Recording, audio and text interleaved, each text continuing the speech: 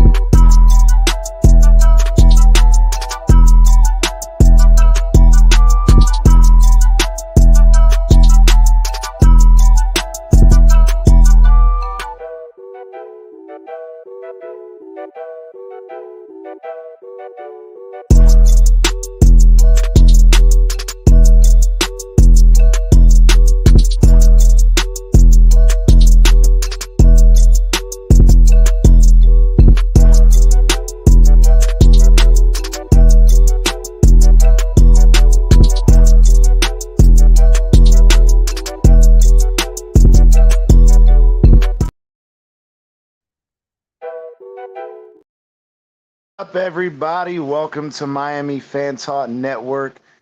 Tonight here on Saturday, me and our boy Amicus running the Saturday Night Slobberknockers. We're here. We got some boys in the back already. Hey, let's get to it. What's going on, Amicus? How you been doing?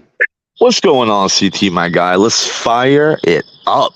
I'm charged up, bro. I'm supercharged. Let's go. Oh, shit. What's going on, Todd? What's going on, big dog? Another day in paradise. Hot one. Yeah. Hell yeah. 90 Amicus degrees. is over there amped up on coffee after he killed the fucking I got something more powerful than coffee.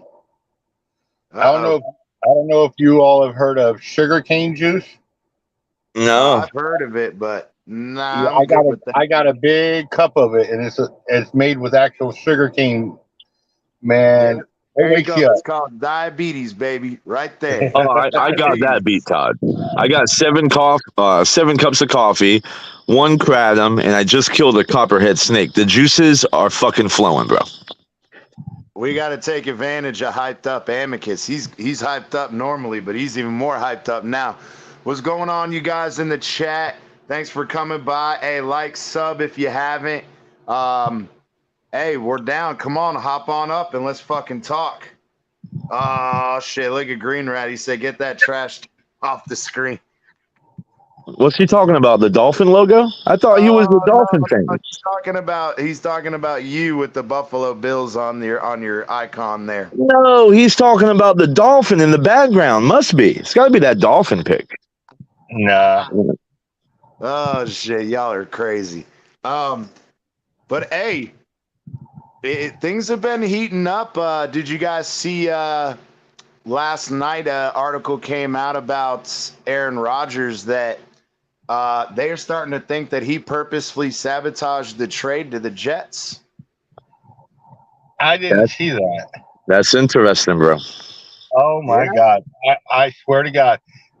Amicus will go missing because he's going to be in Jets chat trolling like crazy, just like I was. Oh, bro. The dolphin chats won't even see me for at least a month. They'll be happy. They'll be happy.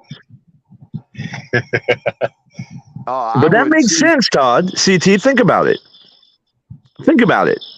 If you've played your whole career, right, and you're a legend of Green Bay, and you wanted to take over the legend of Brett Favre, like you wanted to supersede that. Which he hasn't done because Brett Favre went to 2 Super Bowls and won 1, right? Yep. Rodgers has only been to 1 and won 1. So, like, Brett Favre still has him trumped a little bit. But why would you want to go to another team? Like, nobody can convince me that he doesn't want to end his career in Green Bay and be the legend of legends. Whoa, hold on. And the same team that Favre went to? Exactly.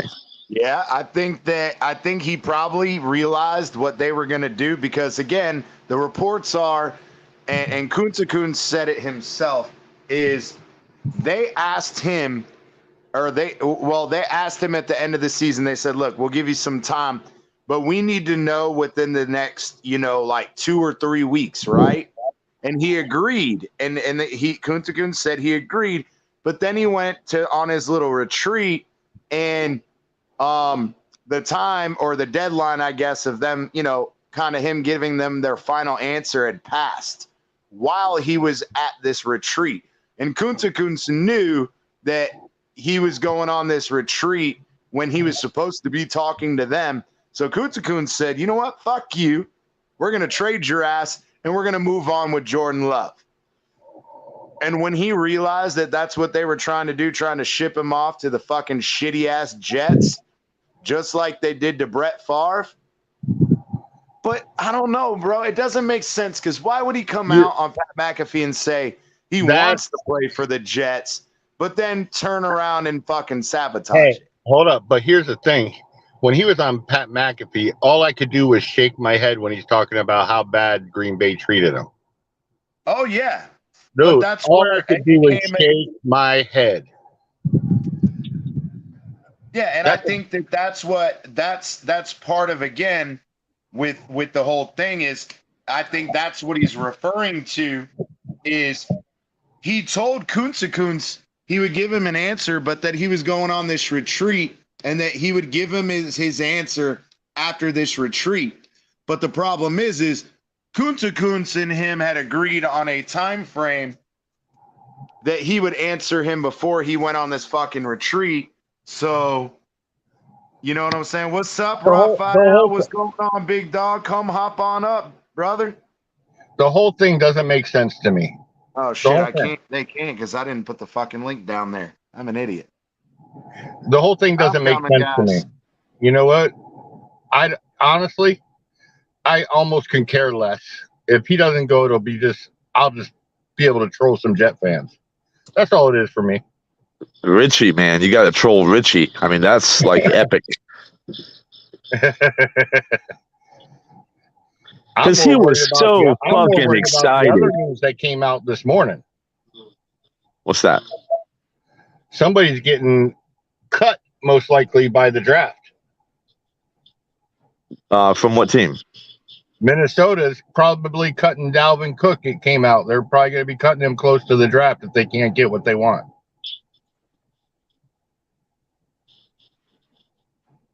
Yeah. Well, I mean, listen, man. I mean, he's coming to the Bills. He's coming to Miami. Dalvin Cook's coming. Hopkins is coming. We're about to put together the fucking JA 17-0 super team, baby. It's about to go down. Hey, Josh Allen. Dude, you forgot to mention what else you're on, obviously, because it must be crack with that one, with that take. We'll get one of them. Hey, as long as Josh Allen's on that fucking team, you're going to lose at least 3 games a year. Yeah, okay. Because he's going to choke, as he always does. No, but honestly, he does want to come to Miami. He wants to be back home. And that way, he's already talked to Miami. He was given permission, but Minnesota didn't like the offer, so they turned it down. Well, we talked last night, Todd. We both agree that a running back like Dalvin Cook on the Dolphins or the Bills would be problems for the rest of the AFC East. Yes, it would. It would. Yeah. Look at Raphael. That's funny as shit. Richie is already getting everything around, man. Yeah. Dude, he was so fucking excited, man. I mean, I've never seen this kid smile so much in the past 2 weeks. And then yesterday, he did a stream. You know what's funny is he was deflated. If they don't fucking get him, oh my God, it's gonna be. I almost feel bad for the kid, and then I remember he's a Jet fan, so that goes away. No, he's been talking mad shit the past few weeks, man. I don't fucking feel bad for him. Listen, Jets are gonna jet. Let's jet, baby. I mean, I could see that, Raphael. I do think that he fumbles more than he should, but at the same time, bro, so does fucking Jeff Wilson Jr., and we re-signed him. I love Jeff Wilson Jr. He ran hard for us last year. However, bro, how many times did he have great runs and then the very next play cough the fucking ball? Hey, CT, you remember the Tyreek pick up the fumble and run? Yeah, but that's what I'm saying. But the thing is so did fucking Jeff Wilson. At this point, I would rather have the talent and fuck, hey, throw some fucking tape or some stick them on their fucking gloves and be like, God damn it, stop dropping the fucking ball. Honestly, he's not going to fumble nearly as many times as he's going to help you on that field. And that's what I'm saying is, bro, we've had it. I mean, I love Ricky Williams, but let's not mince words about it. Ricky fucking fumbled quite a bit too. Did anybody say, oh, Ricky fumbles too much? Nah. I'll take the fucking risk and the fucking reward. The only thing I remember us saying about Ricky was run, Ricky, run. James Cook, his brother, fumbled his very first NFL possession. Didn't see the field for like 2 games. Yep, exactly, Green Rat. It's every 3 or 4 games, Ricky would have a fumble. But the thing is everything else he did made the fucking fumble worth it. You know what? I don't give a fuck. Hey, as long as he doesn't fucking fumble. As long as he doesn't fumble like Sammy Smith, I'm good. Well, it's like with Josh Allen, 24 turnovers, right? 14 interceptions, 10 fumbles lost. But look what he does outside of that. He went 13-3 with 24 turnovers. Let that sink in. Hell yeah, I agree. I think that again though, it's that's the whole risk versus reward is, does he give you enough that you can overlook the fucking, fumbles, interceptions, just the same, no matter what position it is or who it is, Amicus, CT, interesting stat about Cook though. Everybody's talking about Cook because he's so big in the passing game. You realize the other person that I wanted, King Henry, had more receptions and more yards last year receiving. Yeah, but Dalvin's a better he's a better receiving back. I'm just saying, it's kind of interesting that Henry had 33 for over 300. Dalvin was under 300 with like 20 something. Yeah, Henry's not bad. I mean, I don't know why they don't do it more often, but I mean, he's just so dynamic and powerful running the ball. And when he gets downhill, bro, that's a fucking tank. You can't stop that fucking guy. I'm sorry. I see him running at me. I see him running at me. I'm making a business decision. I'm getting down. Well, you saw what he did to who's the fucking cornerback that we hired him on a 1-year deal. It didn't work well. Josh Norman. Oh, Josh Norman, right? You saw what he did to Josh Norman a few years back. That stiff arm from hell. Oh, dude, he fucking launched him into the first row of the seats.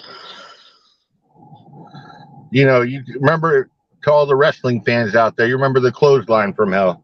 Well, King Henry has the stiff arm from hell. Yeah. That thing hurts. Yeah, Josh Allen has a couple of nasty stiff arms too, bro. Just saying. You can't even compare those two, though. I'm just saying. Just saying.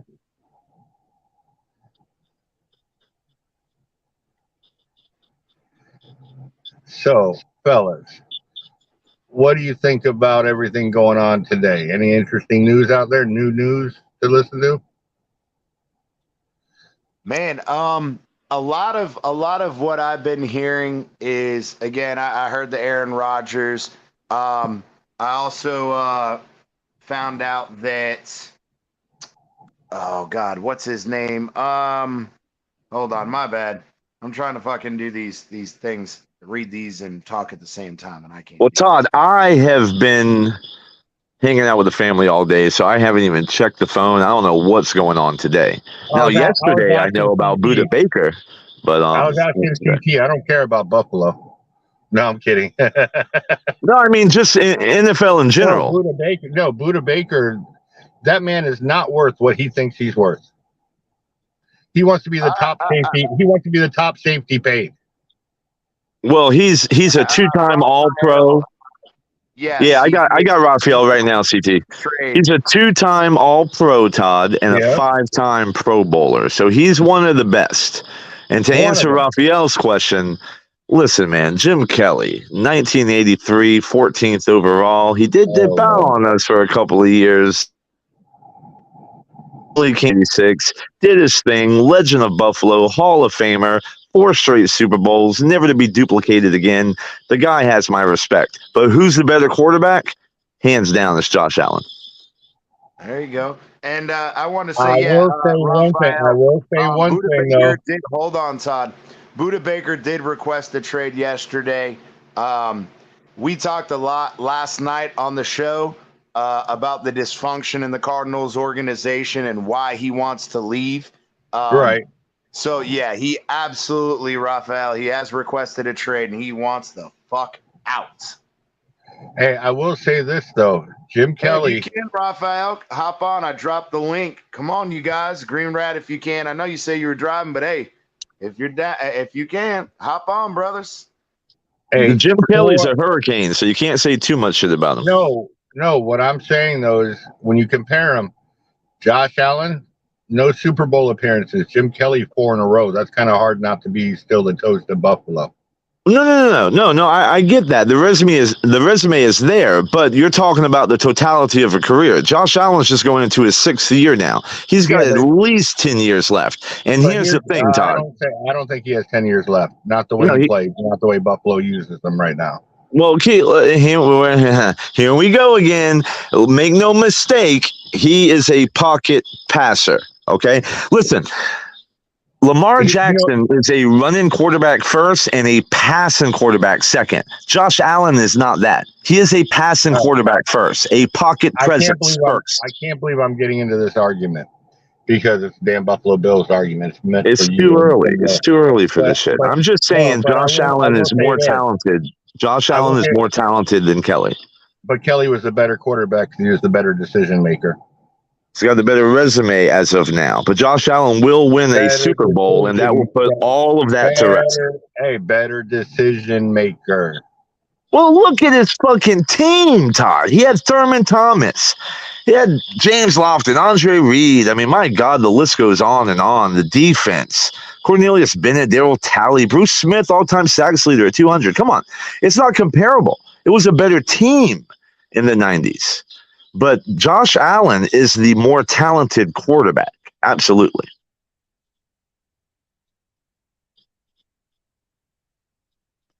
And that's the bottom line because Amicus said so.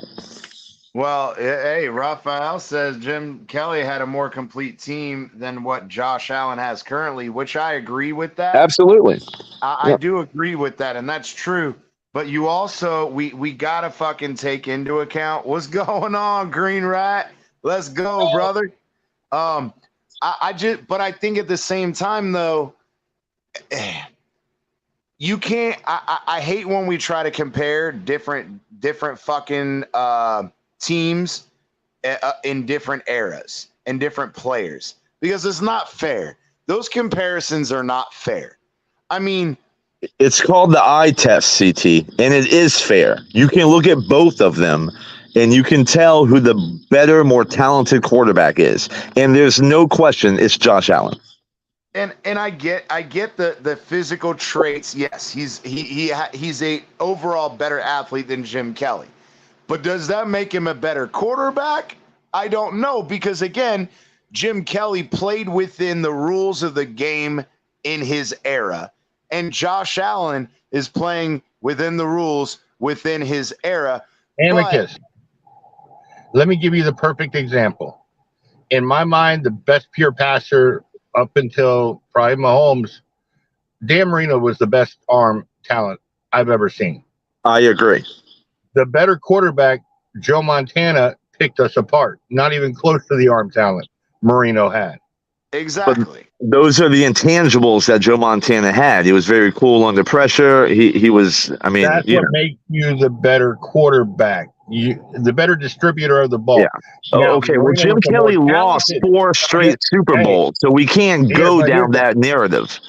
But here's the thing. But Marino was more talented. We just necessarily won't agree because I agree with Raphael. Is I think Jim Kelly is the better overall quarterback, but that's not saying that Josh Allen is a better athlete or won't become a better quarterback. Because if he comes out and wins a few Super Bowls, then that argument changes completely. If he wins 1 Super Bowl, there is no fucking argument. I don't know about 1. No, CT, I do because that would be their first in history. Exactly. Well, yeah, bro. Yeah. When we win the, I stand corrected. Yeah, but for your when we win the Super ever, yeah. When we win the Super Bowl, CT, the statue will be built at 2 a.m. And I also wanted to say this. Greg Cosell, y'all know him. 50-year analyst for NFL Films, right? Senior analyst, has already gone on record, and he took some flack for it. But this is his opinion. He said that Josh Allen is the most physically gifted quarterback he has ever seen. Yeah, that's Greg Cosell. Now, am I going to listen to a couple of knuckleheads like CT, Todd, Green Rat, and Raphael, or am I going to listen to fucking Greg Cosell? You answer that question for me. Tell Greg Cosell to stick with what his daddy did, and that's fine. Nah, hey, ladies and gentlemen, hey, I want to welcome Nelson. This is my boy. Hey, what's up, bro? What's going on, Let's dude? go, Nelson. Hey, come tear this Bills guy up. Amicus is trying to tell us that Josh Allen is better than Jim Kelly because he can throw the ball 100 yards. Hey, guys. Amicus didn't say that, first off. Hey, guys. No, I'm being facetious. All right. The floor is yours. Both of you Dolphin fans, whoop his ass. What's going on, Big Philly? Uh-oh. Amicus, Raphael's getting on. Let's go. I mean, I'm just spitting the facts, bro. Well, I mean, if you want to say that's a fact, because some guy gave his opinion on Allen being the best quarterback he's ever seen. I don't know where the fact is in there. He didn't say best quarterback, CT. I said he said, and it's not some guy. It's Greg fucking Cosell. Like, yeah, let's put a little respect on that fucking guy's name. 50 years, NFL Films, senior analyst. But he said he's the most physically gifted quarterback he has ever put his eyes on. Okay, that sounds about right, but he sprays the ball all over the place, though. Uh-oh, he's going to start. He's getting you, Amicus. Yeah, listen, y'all aren't baiting me into this. It's too fucking early. How did this become a Josh Allen debate in the first 20 fucking minutes? Come on, let's warm up. Let's ease into it a little bit. Because he's a bum. Well, yeah, listen, Todd brought up Josh Allen. Realistically, though, I mean, Josh Allen, yeah, I mean, he's super talented, but I mean, how long do you think he's going to hold up with all that running around? I mean, this league broke down Cam Newton, and I mean, like, let's be realistic. I mean, unless he starts, his game is to run around and all. He's got a cannon of an arm, but he's not efficient. Yeah. He's not efficient. He can be erratic. And last I checked, I mean, when has he kind of chokes in the big game? Oh my God! Here we go. Do y'all send out like a manuscript to all the Dolphins fans of like when we fucking debate a Bills fan, use these 2 points because it's the same shit I hear every fucking night, and none of it is true. Bleezy's coming in. Shit's getting hot. Let's go, Amicus. Get him. Get him. Sir. Let's go. Everyone's saying the same thing over and over. Maybe you should start to listen. I'm just saying. Maybe y'all should start watching some fucking Josh Allen film instead of little highlights and little lowlights and all that other thing in between. Because clearly there's a narrative here with the Dolphin fans. Oh man, Josh Allen has the face of a 16-year-old. Get out of here with that shit, man. Oh shit. He's been in the league for 5 fucking years and you're comparing his body to Cam Newton. Are you kidding me? Listen, the guy's the only quarterback in NFL history 2 years in a row to throw for 4,000 and rush for 750. You cannot compare him to Cam Newton.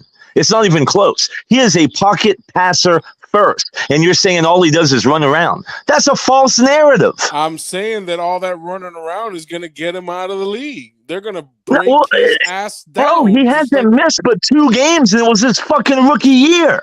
Okay. That's his trash. That's his trash OC. They're going to keep running them. No, that's about the same. A college style offense, and then they're going to end up. You're right. They're going to end up getting him hurt. Because he's in a trash system. Well, you're right about the trash system. I'll agree with you on that. Well, listen. Look, first of all, the Bills' window is closing. That's the third narrative. Here we go. Let's get him, Nelson. It's already closed. It's already closed. I mean, it's over. They're trending honestly, down. Listen, I've told Amicus this before. Their best chance at winning a title was when they lost in those last 13 seconds. Yeah, that's right. You're right. That was the best team they had. They're done, dude. Bro, I have so many receipts. It's not even funny. I have $100 bet with Lewis that we win the division. I mean, listen, man. Y'all, yeah. Well, let's give it about 9 months. You'll see. Let me ask you this: are you even sure that Stephon Diggs is going to play with you guys? Of course, he's a dead cap hit in the billions, bro. He's got no choice. He's there for 2 years at least, no matter how he feels. And everything is fine on that front. That's another narrative. Okay, narrative number 4. Let's see if we can get to 7.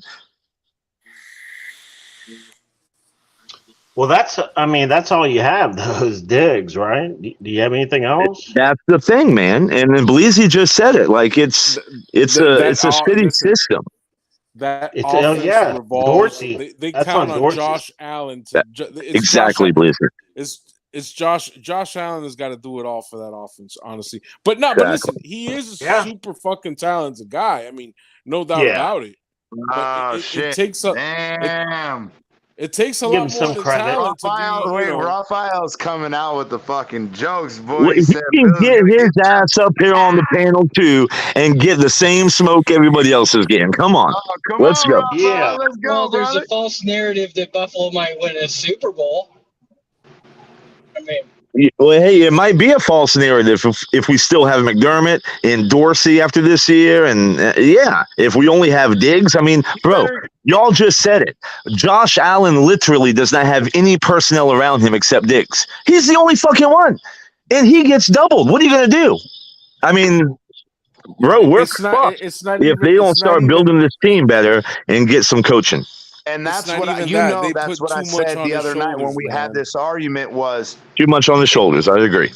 I agree. And it comes down to also you're wasting Josh Allen's prime. Yep.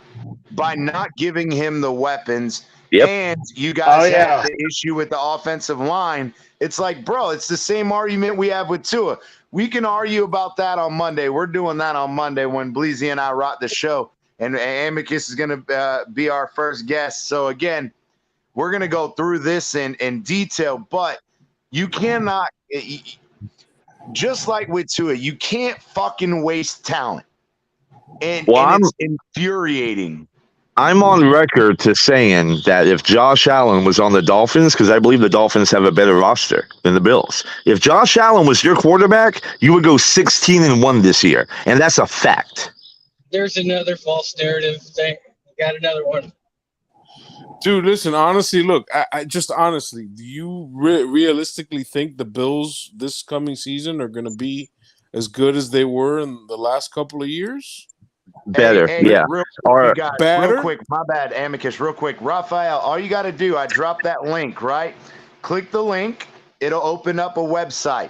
All you got to do is you can turn your mic on, turn your camera off if you need to or want to, and click Enter Studio, and I bring you up, and all you do is talk, brother. That's all you need to do it. It's not complicated. Hey, Nelson. Can I answer your question, Nelson? You need to change your name to Delusional Bills Fan. Nelson, let me answer your question, Nelson, real quick. I do believe they'll be better because I have faith in this draft. There's been a report already that Bean might plan on moving up to get a playmaker, so I think we'll move up and either get Bijan or we'll move up to get Njigba. And I think if you just get that opposite of Diggs, running back or a wide receiver, it doesn't matter. Both of them are going to equally open up everything for the Bills because of Josh Allen's talent. One of those two guys, and it's fucking over, bro. I agree with Raphael, though. You guys do have Dawson Knox. He fucking ate us up last year. So, again, I understand at wide receiver you guys want a little like we said, we talked about a little last night on the show.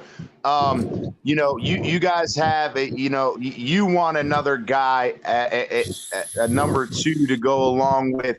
Because, again, you guys have, what's his name in the slot? Gabriel Davis. Gabriel Davis, yeah. And so, again, Gabe's not a slot. He's not a slot wide receiver, but but I'm just saying. No. I mean, he has some. Now, I agree with you. You guys need a fucking running back. I mean, bro, you have. It doesn't matter. They don't run. They don't run the ball. They don't run the ball. I don't think a running back's going to help Miami or Buffalo. It's not what either of the teams do. They run, or they don't run the ball. They throw it. Realistically, everybody has closed the gap. The Jets have gotten better. The Dolphins have gotten better. A lot of teams. Cincinnati's gotten worse. I mean, it's just natural. It's a natural evolution. There's no. I mean, you're banking on them to, make some moves in the draft, and it's not guaranteed that whoever you get in the draft is going to be a high impact player right away. It doesn't matter, bro. We already have a WR1. We literally just need WR2. I mean, what have the Bills done this offseason? What have they done? We've upgraded in every single area except for middle linebacker. We lost Tremaine Edmonds. That's it. And you lost your defensive coordinator. No, that's an upgrade. That's what you seriously think that's an upgrade? 100%. First off, Leslie Frazier didn't, walk out into the pasture. Frazier was soft fired. That's a fact. He was soft fired. And McDermott's taking over defensive schemes, and that's an upgrade. But you still have Ken Dorsey's dumbass. So there's a great caveat, isn't it? And you're right. You're right. And I just have to hope and pray. We got to hope and pray that the Bills Mafia sit down with Dorsey, where we made him a fucking offer that he can't refuse, is going to be enough to turn this son of a bitch around. So what is your offer? Your offer is for y'all pay him to go the fuck away. The offer is get in the film room and fucking learn your job. Quit doing go routes on third and four. Bro, he went to UM. You know goddamn right he doesn't know shit about scheme. It's frustrating, man. I'm sure CT. Go ahead. You can defend your Hurricanes all you want. Go for it. How many Hall of Famers came off his team not to know scheme? Say it again. How many Hall of Famers came off Dorsey's team at UM to not know scheme? Oh, come on with that bullshit. Listen, I love you, Todd. But the talent of them fucking players has nothing to fucking do with the scheme. Absolutely nothing. They won those games based on talent and talent alone. When they get to the pros, you don't become Hall of Famers without knowing your job. Hey, Todd. That's not Ken Dorsey. That's the difference. Ken Dorsey wasn't a Hall of Famer. Hold on. That's the problem. I want to ask Todd a question. Right. Was Andy Reid some kind of Hall of Fame football player? No, right? Andy Reid? Andy Reid, the head coach of the Chiefs. Yeah. He wasn't a Hall of Famer, right? But he could scheme up the fuck out of some shit, can he? Hell yeah, he can. Okay, then. He is probably, honestly, the second best offensive mind I've seen since Bill Walsh. You know how you can tell he's a great offensive mind? You know how you can tell? Because somebody like Kelsey should never be wide open on every play. And he is. How the fuck do you let that guy get wide open? But the thing is now this is a good fucking segue into a topic I would love. I've heard this argument over and over. Bieniemy interviews poorly, yada, yada, yada. He left, obviously. How much of it is Bieniemy and how much of it is Andy Reid? I say 90% Andy Reid, 10% Bieniemy. Yeah, but it doesn't matter because Bieniemy learned under Andy Reid. So, I mean, it's not like the guy is clueless. He's been around the best for years. None of us are going to know. I agree, but I'm getting at they lost Bieniemy. Bieniemy left this year. None of us will know until this season's done and how he did in Washington. How many guys were around Bill Belichick around the great, and then they were just horrible head coaches?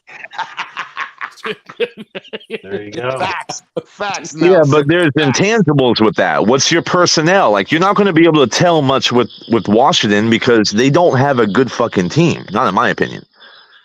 They got a decent team. They got can pieces. have. He's an offensive-minded coach. What fucking weapons do they have? Other than who's their quarterback? Hold up. I understand the quarterback. Don't sleep on what's his name?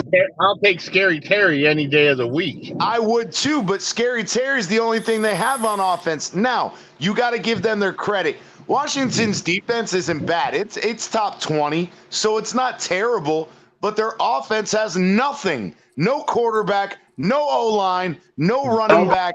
Don't sleep on Sam Howell. Brian Robinson did good after he came back from being shot. He had 100-yard games. He's a good running back.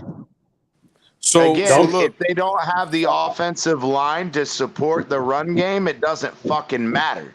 And when you have a no-name quarterback and the only wide receiver you have is Scary Terry. That's it.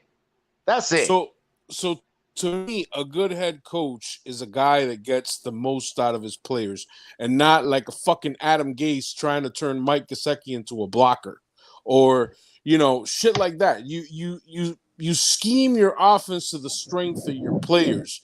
Like a good example is fucking Eric Spoelstra with the Miami Heat. Like that guy, you give him a fucking burger and he'll turn it into filet mignon.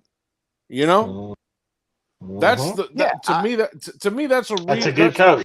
That's a good coach. A good coach is like Shula won in 3 different eras with 3 different styles of offense. Oh yeah. Yeah, and I agree. And that's where I get frustrated when we've gone through all this bullshit.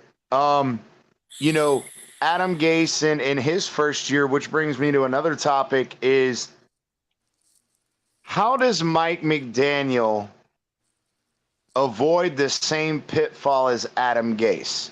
We all know that first year he had a great scheme, but defenses caught up. We kept doing that stupid-ass bubble screen fucking bullshit, and defenses caught up. How does Mike McDaniel, because we've all had this, argument that Mike McDaniel likes that same old Tyreek on a go route, Waddle on the post over the middle, and then Sherfield or whoever's playing that third receiver on the crosser underneath. So we started getting figured out in some of those games. How does Mike McDaniel avoid that same game? He needs to check his ego and listen to what his players see on the field. I think it starts with him. There were instances last season where there were games where he should have ran the ball more. Well, the running game was working, but he chose to fucking pass. Yeah, but the thing is what happened, and I agree. One of the things that frustrates me and pisses me off about McDaniel is, so we'll run and we'll get fucking good gains, right? And then one time it'll be, all right, a 2nd and 3 or something. We'll gain 1 yard. And then we'll throw on 3rd down and get the first. We'll run on 1st down, and it'll be no gain or a short loss. And then he goes, all right, fuck the run game. We're just going to keep throwing it. And I'm like, dude, 2 plays. You gained a yard, you lost the yard, or you got no gain. Keep running the fucking ball, because right before that, we had a 27-yard run. I don't know how he gets infuriating. I don't know how he gets better. I'm interested to see, and watch his evolution. But hopefully, I don't know, man. That's a good question, CT. I don't know how he gets better. I mean, we know that he has to improve the time management. We all know that.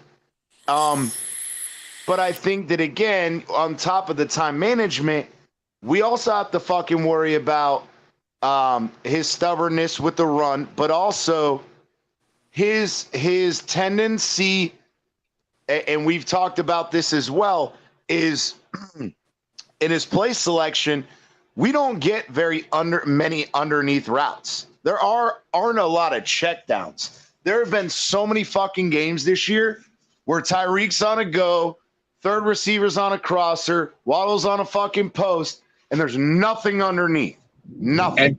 And see, that's where I think Berrios is going to help. That is one of Berrios' specialties. Yeah, that's a good point. Berrios. So okay, so we identified that weakness. We brought in Berrios, who's more, Devon Best, Chris Hogan, fucking, you know what I'm saying? Wes Welker. We need to get the tight end more involved. Guy. We need to get the tight end more involved, right? Well, I agree with that, but to an extent, because again, we're no longer in that scheme of. They know we have Gesicki. Every time Gesicki's on the goddamn field, the motherfucker's running a route, because when he does fucking block, they know that that's automatically a negative play. So they ain't worried about that. I want to see more, and I hope that whether we can get a young tight end in the draft, that's a good possibility. Todd brought it up last night on the show. Bringing in a guy who can do both instead of continuing to play this game, which again, I love Smythe, right? And I'm good with I want another blocking tight end who has decent hands.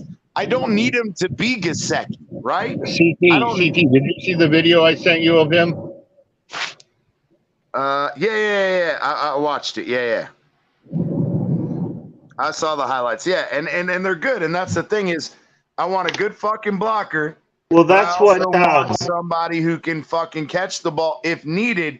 Well, I don't need a Gesicki. I don't need a fucking you can catch anything. We don't need Gesicki. Hey, but that's what it comes back to coaching again. It actually comes back on McDaniel, because Gesicki only had 51 targets last year. But how about why, that, Bleezy? But why? Because he can't fucking block, and he can't fucking run a route to save his life, and yet. Well, that's supposed to be his strong suit, is catching the ball. Hole. I mean, he's more of a receiver than a tight end. Exactly, right? And that's where I brought up the idea. When he's in the game, the defense goes, "Oh, they're passing, drop people back, watch Gesicki."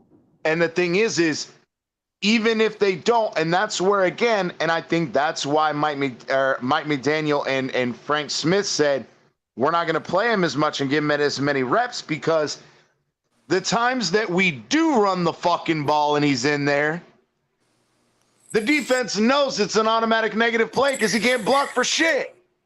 Yeah. He can't run routes for shit either. Even Frank Smith said it. We were working on his blocking. We're hoping he's going to get better at blocking, but he didn't. And I think that's exactly why he didn't play. And CT, that guy Braden Willis I sent you the video of, he's had an interview with the Dolphins and it went really well. He came down for an interview. That's what's up. Hey, that's cool. Like I said, if the value is there, like I said, I want an interior linebacker. Yeah, we picked up the other guy. He's a suitable starter, whatever. I still want I want the middle linebacker, tight end, or running back in that second round. Greer's not allowed to draft O-lineman because you can't fucking draft him for shit. So just fucking give up on it. Hey, if we do draft a running back. If we do draft an O-lineman, I'm having Frank Smith pick the O-lineman. Yeah, well, that's if fucking Mike McDaniel is gonna fucking go, you know what? Hey, I overused you to help the offensive line last year. So do me this favor, get with the scouting team, pick the O-lineman, and then we'll have the new guy coach him up. But, bro, as long as Greer is still fucking stuck on giving Eichenberg and Austin Jackson an opportunity, bro, we're never going to get anywhere. This offensive line is going to be shit year in and year out. Hey, there is a rumor out, well, not a rumor, but I heard it from somebody that Greer basically told an undrafted free agent guard that if you're available, we'll give you every chance to start. So I don't think he's stuck on Eichenberg the way everybody thinks he is. Bro, he is. In his end of the year interview, he said, quote unquote, I still believe in Eichenberg and Jackson, and they will be given every opportunity to start. Okay, but let me ask you something. What are you going to say when you go up there? Are you going to embarrass the two young players in front of everybody? No, you're not. No, but you know what a fucking real GM would do, Todd, is say with a direct question about it. He has to answer it, so he's going to answer it the best way possible. Oh, dude. No, the best way possible is the same fucking way him, Flores, and every goddamn about every other fucking player. Okay, and let me ask you another thing. We want them to make improvements. You know, if they are up to the job and they improve, absolutely they're going to be our starters. Let me ask but you we something. Still have to have competition, bro.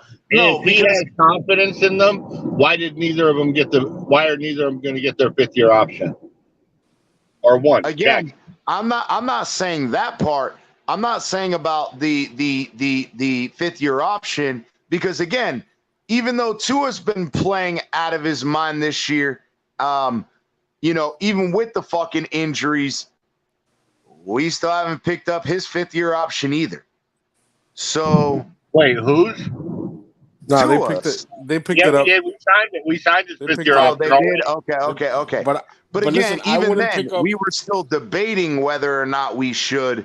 And I think that, again, it's more the whole point was, I'm not saying that he's dead set on them being the starters every fucking time. Oh, he believes that they're going to be, you know, perennial Pro Bowlers or anything like that. I'm just saying he's being stubborn.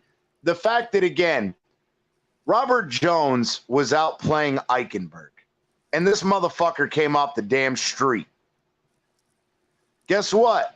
Eichenberg is healthy, and he gets put back in, even though Robert Jones was clearly outplaying him. And another guy, Brandon Shell. So Brandon Shell, another one. That's what I'm saying. And that's what fucking pissed me off is, Brandon Shell and Robert Jones came off the fucking street and played better than Eichenberg and Jackson, and you still put them back in when they came back from injury.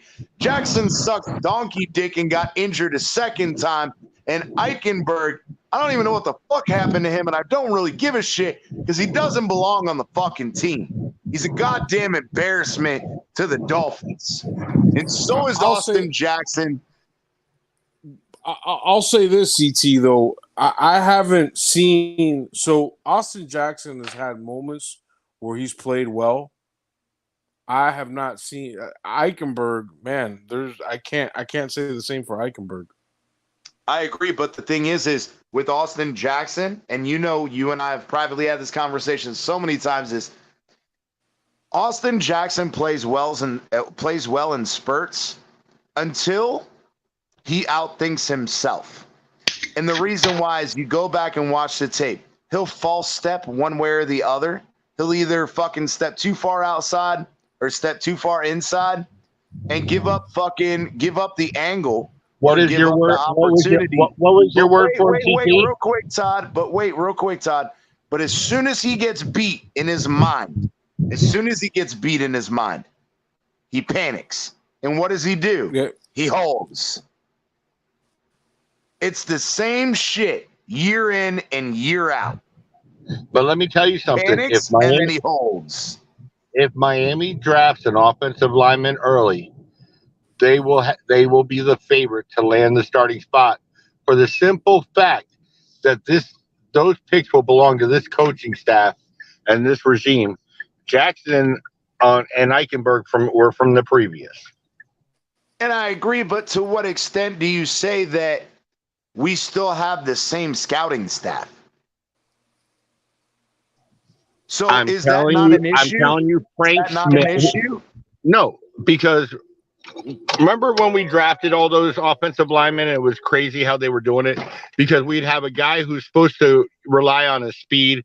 Then you get two power guys like Kingsley and how do you make a offensive line with five guys that are cohesive, but they all have different strengths?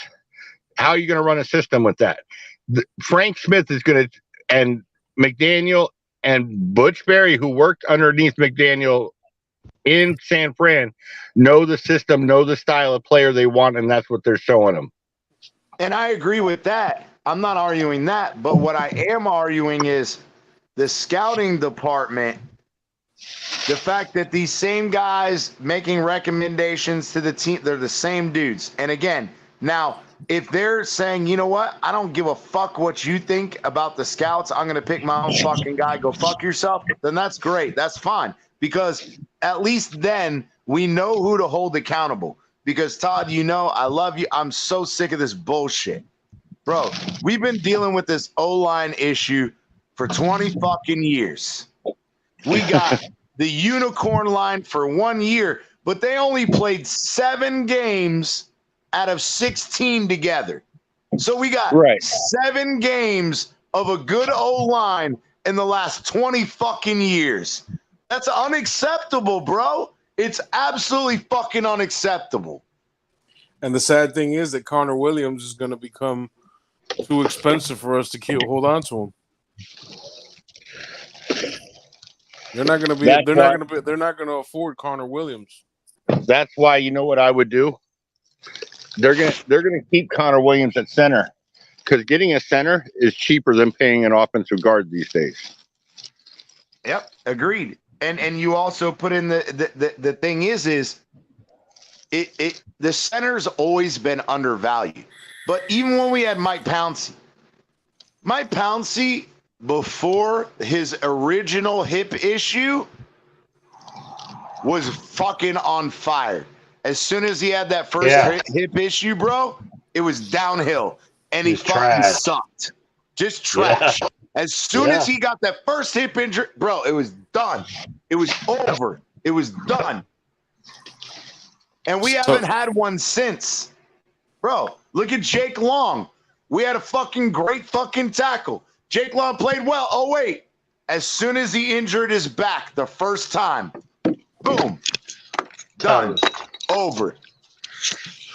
Why is it we get fucked over with these O-linemen every fucking time? Every fucking time. And it goes across multiple coaching staffs. It goes across multiple GMs. Hey, wait. And it goes across multiple owners too. Because Wayne Huizinga was the fucking owner, and we still had this same fucking problem.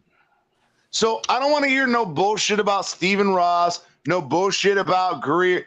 Bro, what the fuck is wrong with the Dolphins, bro? And there is one problem. There is one problem we have. One major. It's the scouting staff. No. What about our medical staff? They've been through all these people. We haven't changed out on our medical staff or trainers since before Gase, way before Gase. Yeah, we actually so I did this research, and I agree. You don't want to get me started on that topic, Todd. You know you're gonna fucking go down the rabbit hole with that. But you understand what I'm saying? We should have updated our staff there too when we're updating everything else. Well, we have once they ended their affiliation with Nova, they did change surgeons, team doctors. However, they kept the actual training staff. Yes, because and that's my problem. The strength and conditioning coach, as well as the athletic training staff, were never rolled over. But the surgeons were, the team doctors were. But the problem is these are the same guys that I bitched about that couldn't fucking teach fucking Devontae Parker how to fucking work out his quad so his hamstring would stop fucking tearing. I don't blame them for Devontae Parker. Concepts. Oh wait, you can't evaluate a fucking broken rib where the gold standard of practice is X-ray the day of, MRI after. If MRI is inconclusive, you have a bone DEXA scan and you have ultrasound if you'd like to do it that way. It took this staff 4 fucking days to properly fucking find that Tua had broken ribs. This is the same medical staff that told us that at the beginning of this year that Byron Jones would be ready in week 2 of the preseason. And then they said he would be ready for game 1, and that didn't happen. Then they said he would be ready for game 4, and that didn't happen. He didn't play goddamn down. Oh, wait. The same medical staff that when whatchamacallit, what's his name, had the broken finger the year before with Brian Flores. What was his name? Fuller. Will Fuller. Yep. Will Fuller gets a broken finger. The average broken finger, 4 to 6 weeks to heal. 4 to 6 weeks. Next thing you know, you see surgery. Didn't play the entire goddamn season. He got that $10 million. Yeah, but next thing you know, you see he had surgery and his finger was all jacked up from surgery. It's like, where did that come from? Way into the season. The thing is, bro, it was broken. It was broken, and he tore a ligament. So the ligament will take 2 to 4 weeks to heal. If it's a complete tear, 2 to 4 weeks to heal. The Dolphins are so shady about. The finger is 4 to 6 weeks. The average bone, 4 to 6 weeks. Amicus is taking notes about how bad our franchise is up at the top. The entire fucking year. No, Amicus, he told me he was going to be back in 5 minutes, and I think he's out there choking on his chicken. He's upset. He's over there giving shit about Josh Allen, and he's over giving Josh Allen his feelings a little bit. He's over giving Josh Allen a little bit of love for all the hate he got. He's giving a reach around to Josh Allen right now. Damn. There you go. Hey, let's go. Hey, he's got to get it somewhere. He was amped up on all that coffee and shit. He's probably fucking taking a nap now. But I will say this. I just, bro, this medical staff is trash. It's absolute fucking garbage. Absolute fucking flaming pile of dog shit. How long has our training staff been on this team? When you looked it up. The last confirmed change that I have from my research, because me and Batman talked about it quite a bit on other shows too, you know, and had people asking me in my opinion. I was like, bro, and he even went into the Dolphins training facility when he got the tour from the stadium at the beginning of this year. He even asked them, and the guy's like, yeah, we don't comment on that. Wow. Through my research, the last time that it's been changed, confirmed, is 2014, after Joe Philbin got fired. And see, that's ridiculous because we've had that. So at a max, they've been here for 9 years that we know of. This training staff's been here for 9 years.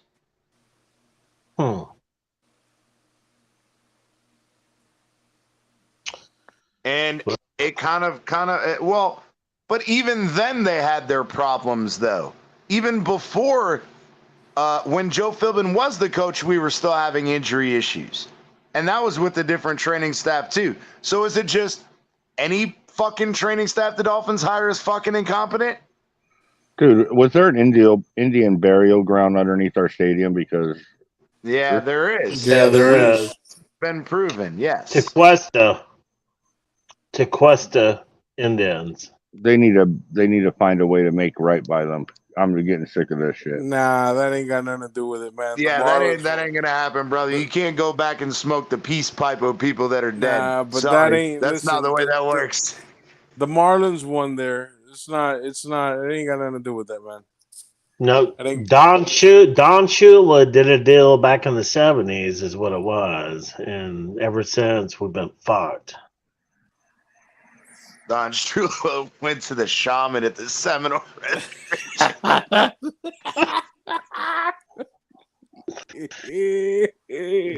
Don Shula was doing some shady shit back in the day, bro. We're paying the price. Hey, hold up. Who just did the Kawhi Leonard laugh? I did. I was actually smoking and toking. It sounded, I was coughing and laughing at the same time. It sounded like Kawhi Leonard so much. I was getting ready to bust out laughing over here. Nah, man, because but it makes sense though. Nah, man. You know, Don Shula could have went on over to the fucking, Seminole fucking shaman and said, "Look, you can put a curse on this bitch. Just let me win a couple Super Bowls first." Let me get this undefeated season and hold up. Listen, you keep saying that, but that's two different stadium sites. What the hell are we talking about now? If any of you guys are down since here, the Bills fan, you know, We're he talking had about to the franchise. reach around to Josh Allen after we were making fun of Josh Allen.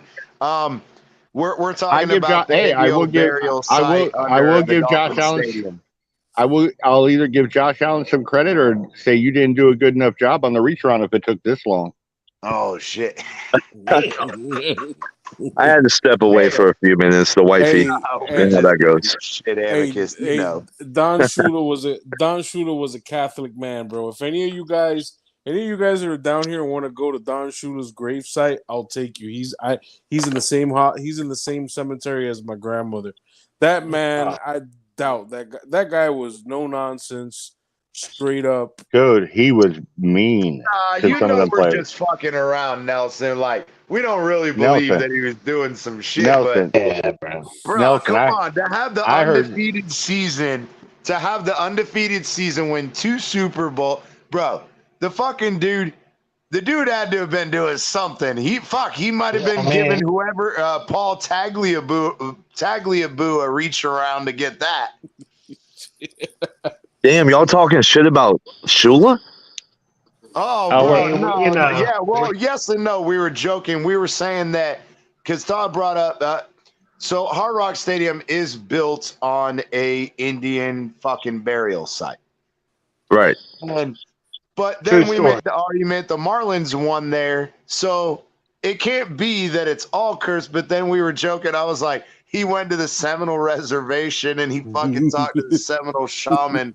And was like, you can curse this bitch, but let me get a perfect season and a couple Super Bowls first. Oh damn! He made a deal with the devil, and now y'all are fucked for the rest of your franchise. Nelson said he was Catholic, which is a good point. He was a devout Catholic, so I don't see him fucking around with none of that shit. But god damn it, he had to have been doing something. And like I said, maybe he was giving a reach around to Paul Tagliabue. And that's why he got that perfect. No, hold up. But Paul Tagliabue wasn't even born then, probably. Dude, that man's only been in this position for about 10, 15 years. So, but no, hold up. Shula coached the majority of Shula's... Tagliabue was the fucking thing before Goodell, bro.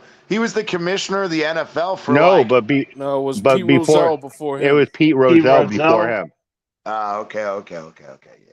And Rozelle was the best. Tagliabue was the fucking commissioner during fucking. Nope. Bro, I'm Googling it now. No, it was Rozelle. Nah, man. Joe Robbie Stadium was built in 1987. That's the year they built. Yeah. And Shula coached the majority of his career at the Orange Bowl. Pete Rozelle was the commissioner until 1989. Okay. He was in the position for like 30 years. Dude, he was the best commissioner too. He's responsible for the fucking merger. Yeah.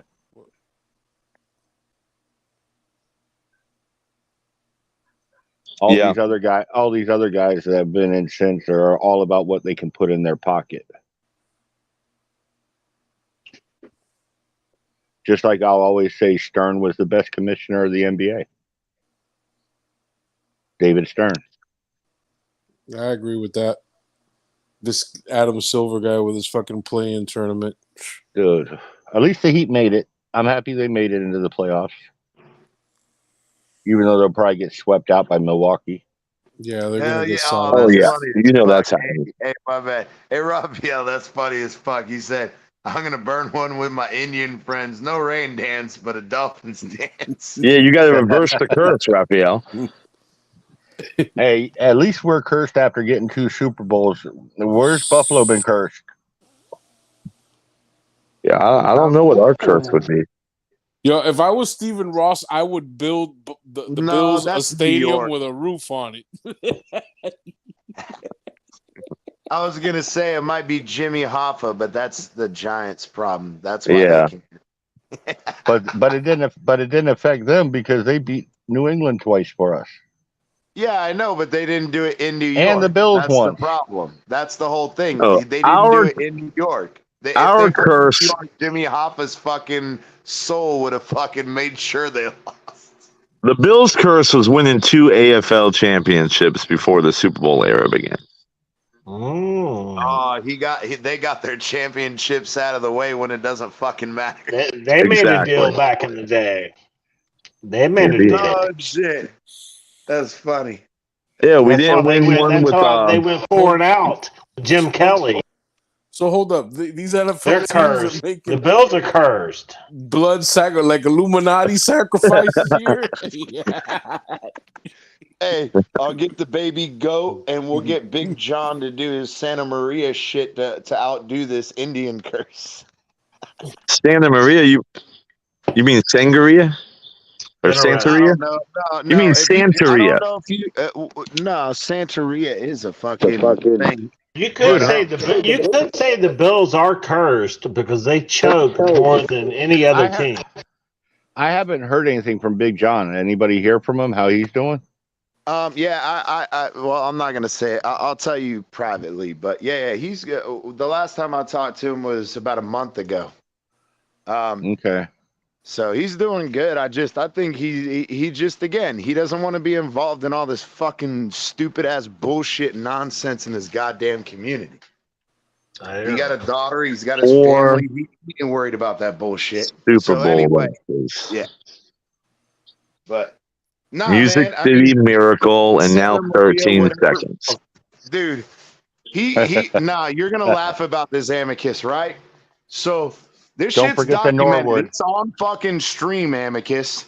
Big John, he does Santa Maria, whatever it's called. Santeria. Yeah, whatever it is. And we were bitching because Tua was ready to play, right? And Teddy came in and he was the starter, but Tua's going to be the backup. Well, of course, Teddy's fucking shitting the bed, and we're like, what the fuck? We got to watch this shit all game? Bro, it's on stream. It wasn't Teddy. It was Brissett. It was Brisket. No, yeah. It wasn't this season. It was last season with Brisket. Oh, yeah, that's right. Brisket. Brissett. Yeah. Are you about to tell me that Big John did some fucking witchcraft shit and fucking the Dolphins won? No. Well, yes and no. He went and he got. We were bitching, bro. He goes, nah, I'll take care of this real quick, bro. It's on camera. No fucking. He was on a show. It's recorded, bro. He'll do that shit. Just give me a second. He came back, bro. As soon as he walked back, he goes, just give it a second. Boom. Fucking Brissett gets injured. Tua comes in, and Tua balls the fuck out, and we win. That's when we beat Baltimore. Where's your Super Bowl at? Say it again. Where's your Super Bowl at? Why stop there? Fucking. I mean, I don't know. Ask Big John. Big John only breaks it out every once in a while, man. Don't get greedy. Yeah, Big John said, I work miracles, but damn, that's like asking me to make Josh Allen a decent quarterback. That's fucking asking a lot. CT, is it Monday? Oh no, but I can't wait. I cannot fucking wait. If you want, I can fucking go in right now. Hey, Amicus, you're a cool dude. Nah, we gotta save that, bro. Monday is gonna be a hell of an episode. I think we gotta wait. I respect your running back, how we were talking about running backs and everything. But you lost me at being able to look at what a good quarterback is. When you said Josh Allen was better than Mahomes, you lost me on that one, buddy. I'm sorry. Well, hold on. First off, I never said that. What I said was... Whoa. Hold on. Don't clip the wings yet. Don't clip the wings. Let me fly. Them wings are on fire right now. I'm lying. So I've heard you say that on a couple of panels, and I think there was a miscommunication. So let me set the record straight. You're close, but it's not exactly what I said. What I said was Mahomes, resume-wise, is the better quarterback. He is QB1 in the league. He can retire tomorrow. He's Hall of Famer. Absolutely. But what I think is that when you put all the chips on the table and look at all of the intangibles and the physical traits and the everything, all of it, I do believe that Josh Allen is a more talented quarterback. Yes. But that doesn't mean I think he's a better quarterback. There's two different categories here. All right, listen, Amicus, Todd, look, I love you guys. Hey, you know, Todd, if you want to argue it, bro, Monday, come down with that. You don't know how bad I want to go right now. It's going to be a slobber knocker. Everybody, tell your friends, tell your family, whatever. It will be with Bleezy and I and Amicus. It will be the first Dolphins War Zone on Monday with Miami Dolphins content. With Miami Dolphins content, and Amicus is our first guest. Okay. And Tua versus Allen is going to be a part of that. And then we're going to go in fucking depth. Hey, then there has to be a rule for the rest of tonight's show. No Josh Allen talk? No Josh Allen, no Tua talk. Let's talk about everything else because I'm ready to go in on his ass. That's what I agree. I agree because that's what I'm saying. I've been holding back, Todd, but I don't know how much longer I can fucking hold back. So am I, buddy. We've been holding this shit back for what, a month now, fucking Amicus? Bro, you guys got to understand. Whatever. We talked about Josh Allen for like 30 minutes already tonight or more. But do me a favor. But go ahead and do me a favor real quick, Amicus, and go wash your mouth out with some mouthwash because it sure as hell smells like the shit that's been coming out of it. Damn! Hey, all right. All bets are off. Let's get into this shit right now. Let's just fucking do it. Hold on. Listen. Hey, you guys, boys. Raphael just said he had a pussy. He said he's getting wet for Monday, baby. Let's go. Hey, and if you guys have seen it, like and subscribe. Miami Dolphins content. We're going to be restreaming here on Miami Fan Talk Network. Bro, it's going to be a fucking banger, and you ain't going to want to miss it. I promise you that. So hold up. But before we stop talking about listen, I just want to say one thing, all right? Go ahead. To me, my favorite football player ever, Dan Marino, was the greatest pure passer the NFL has ever seen. He was the best pure passer, but he wasn't the best quarterback. I agree. Yep. I agree. Okay. So who's your best quarterback? In my opinion, it's not Brady, it's Montana. No, I think Peyton Manning was a better quarterback. That begs the question. So who's your best quarterback? It's got to be Brady, man. Brady? No, personally, I think Peyton Manning and Rodgers are way better than Brady. Brady is the resume goat, but he is not the most talented. First off, here's a fact. The guy was shit for the first 8 years. Like, the elite Brady that y'all see now is a guy after like 10 years in the fucking league figuring out how to dissect. Brady started winning Super Bowls with his arm when he got Randy Moss. The ones before were on Belichick's defense. He dissected for defenses. That was later on in his career. That's what made him the elite Brady y'all are talking about.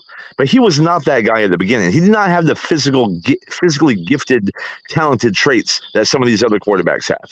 He doesn't. Hey, real quick, you know what? Bleezy in the chat, drop the fucking link to Miami Dolphins content. You guys go like and subscribe. He is absolutely right. Monday night will be fire. So, Amicus, you know what makes Tom Brady great is that he knows where he's going with the football even before he ever touches it. Well, it's pre-snap and post-snap. Absolutely. Being able to adjust on the fly in a millisecond. That is what great quarterbacks do. And that was his talent. But there are other things that he's not so great at. So I would not, once again, he is maybe top 2 or 3 greatest minds of reading defenses pre-snap, post-snap. And definitely the GOAT of resume quarterback. But the most gifted and talented quarterback? No, not even close. Not even close. Marino is more talented than Brady. Y'all want to fucking disagree with that, Dolphin fans? Hey, you know. All right, yeah, see? I get you quiet real quick. Crickets. Hey, you know why I say Joe Montana? You ever heard the story about him with the Cincinnati Bengals Super Bowl? Nah. The last drive, he had a minute and some seconds to drive the length of the field. Hey, hold up. And he looked over. He went out. The Dolphins just signed Robbie Anderson. And what? He went. Yeah, that's an hour ago. He posted a video saying with a Dolphin jersey. Y'all didn't see that? Y'all are Dolphin fans, man. How do I know about this shit more than y'all? Come on. Hey, We've been on where's your Twitter accounts at? You shut your Twitter down? Hey. But listen to what I'm saying. For an hour and a half. Stop it, Amicus. Just because you wanted to go give Josh Allen a reach around during your break and check your phone while you were jacking him off. Come on, man. We've been on the show. Easy. Wait. Hey. I'm just giving you shit. I know, bro. CT, the story. Devin White. Who signed Devin White? The Dolphins. No, really? I'm fucking with y'all. Yeah, I'm like, there's no fucking way. Damn, Nelson. Holy shit. Honestly, but what I was saying, when he went out with the huddle, everybody was all nervous. They were down. They needed to go the length of the field and scored. He looked over the crowd and said, "Guys, look, John Candy's watching. Let's enjoy this." Nah, you know what? Montana was a scheme guy, man. I'm sorry. But let me tell you something. He sorry, played what? Peyton Manning is GOAT. He took Kansas City with nobody to the playoffs and into the playoffs. When he Montana? left, when he left the Niners, yeah, they lost to us in the playoffs on a field goal by Stoyanovich. So check this out. Let me have the floor for a second, if you don't mind. To me, you already said your guy. Let me go real quick. I agree with Amicus. I have to put Peyton Manning up there. I'm sorry. He has he had the smarts and the physical attributes. Exactly. That's what I was going to say. Peyton Manning had the Brady side. Hey, Peyton Manning had the Brady side, and he had the Marino and Rodgers side. He was a combination. Now, Rodgers is maybe the most talented thrower of the football I've ever seen, along with Marino. I would put them in that category, right? Peyton Manning, he encompassed both traits, if you will. The full deal. I agree. Now, we can all agree that, when he went to Denver, he still had an arm, but it was after the neck injury, it was nowhere near it was. But he had the brain. But I will say, this. Rocket that bitch all over the fucking field. I will say this. He had Reggie Wayne, who's going to be a Hall of Famer soon. He had Marvin Harrison, who is in the Hall of Fame. He had Edgerrin James, who is in the Hall of Fame. Every fucking Hall of Fame quarterback had that dude, man. I mean, hey, hold up. I want you. What's Tua's excuse? You got T Hill. Hold up. Yeah. Besides offensive linemen, which is actually no, not even besides offensive linemen. Well, no, Stevenson's in, and I think he was there in the beginning of Marino's career. How many Hall of Famers are from the Dolphins offense with Marino at quarterback? No. Larry's no. Mark Clayton's not in the Hall of Fame? Nope. Yeah, Mark Clayton. Nope. No, he's not. Oh shit. Nope. None. Now, Mark Clayton was a really good wide receiver. I agree with you. He belongs there. So does Richmond Webb. So does fucking Randy McMichael. No, he's no. Randy McMichael in the Marino era was fuck it, bro. Now, again, I think he gets overshadowed by current tight ends, but bro, in his era, bro, Randy McMichael was unstoppable. Keith Jackson was a better tight end for us when we got him from Philly. Aronde Gadsden with fucking. Nope. Oh, come on, bro. See, dude, that's ridiculous. Not one Hall of Famer came with Marino from his offense. The only wide receiver. That's what I'm saying. You got guys like Aronde Gadsden, Chris Chambers, all these guys that were fucking great wide receivers. Nothing? Nothing. Not one? No, bro, that's not fucking one. Ridiculous, bro. Duper, and Clayton both should. Not even in the Ring of Honor. Wow. Oh, no, they are in the Ring of Honor. No, Mark Duper and Mark Clayton are, but that's it. Yeah, that's what I'm saying. Richmond Webb is from his team. No Aronde Gadsden, no Chris Chambers, no fucking Randy McMichael, even though he fucking led the NFL 2 years in a row in fucking touchdowns in the red zone. But again, not one. Marino's by himself, no and he still respect, bro. and he still broke None. every passing record known to man at that time. Yeah. It was different back then, though. It was different back then, though, because back then, Irving Fryer, even better one. O.J. McDuffie. Yep. O.J. McDuffie. Let me ask you guys something though. What do you think Marino would do in his prime with the rules out today? He'd pass for 10,000 yards. Forget it.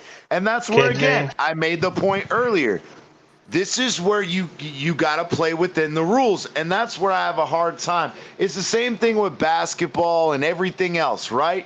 You know, you got these era-oriented GOATs, but to try to compare Wilt Chamberlain, Michael Jordan, LeBron, it's not fair because the game was different, the rules were different. They had to play within the construct that they were, playing in.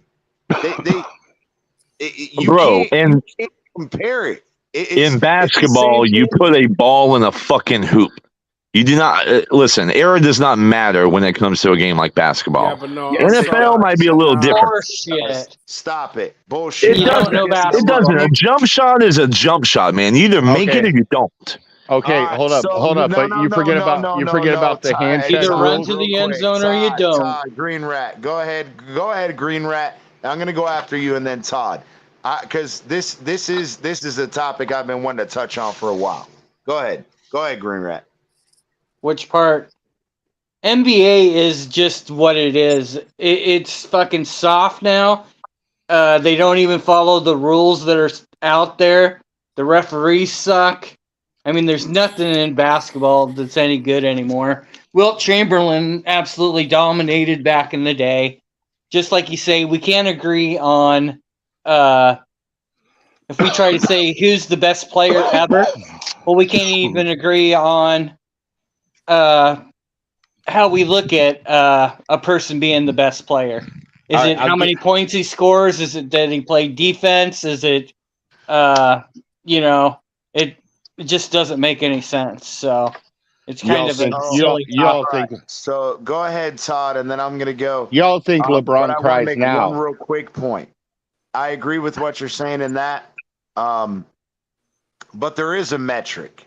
Hey, and I'll talk about what that metric is. Go ahead. Y'all think LeBron cries now? Imagine him going through the beatings that Jordan took and everybody else took back then.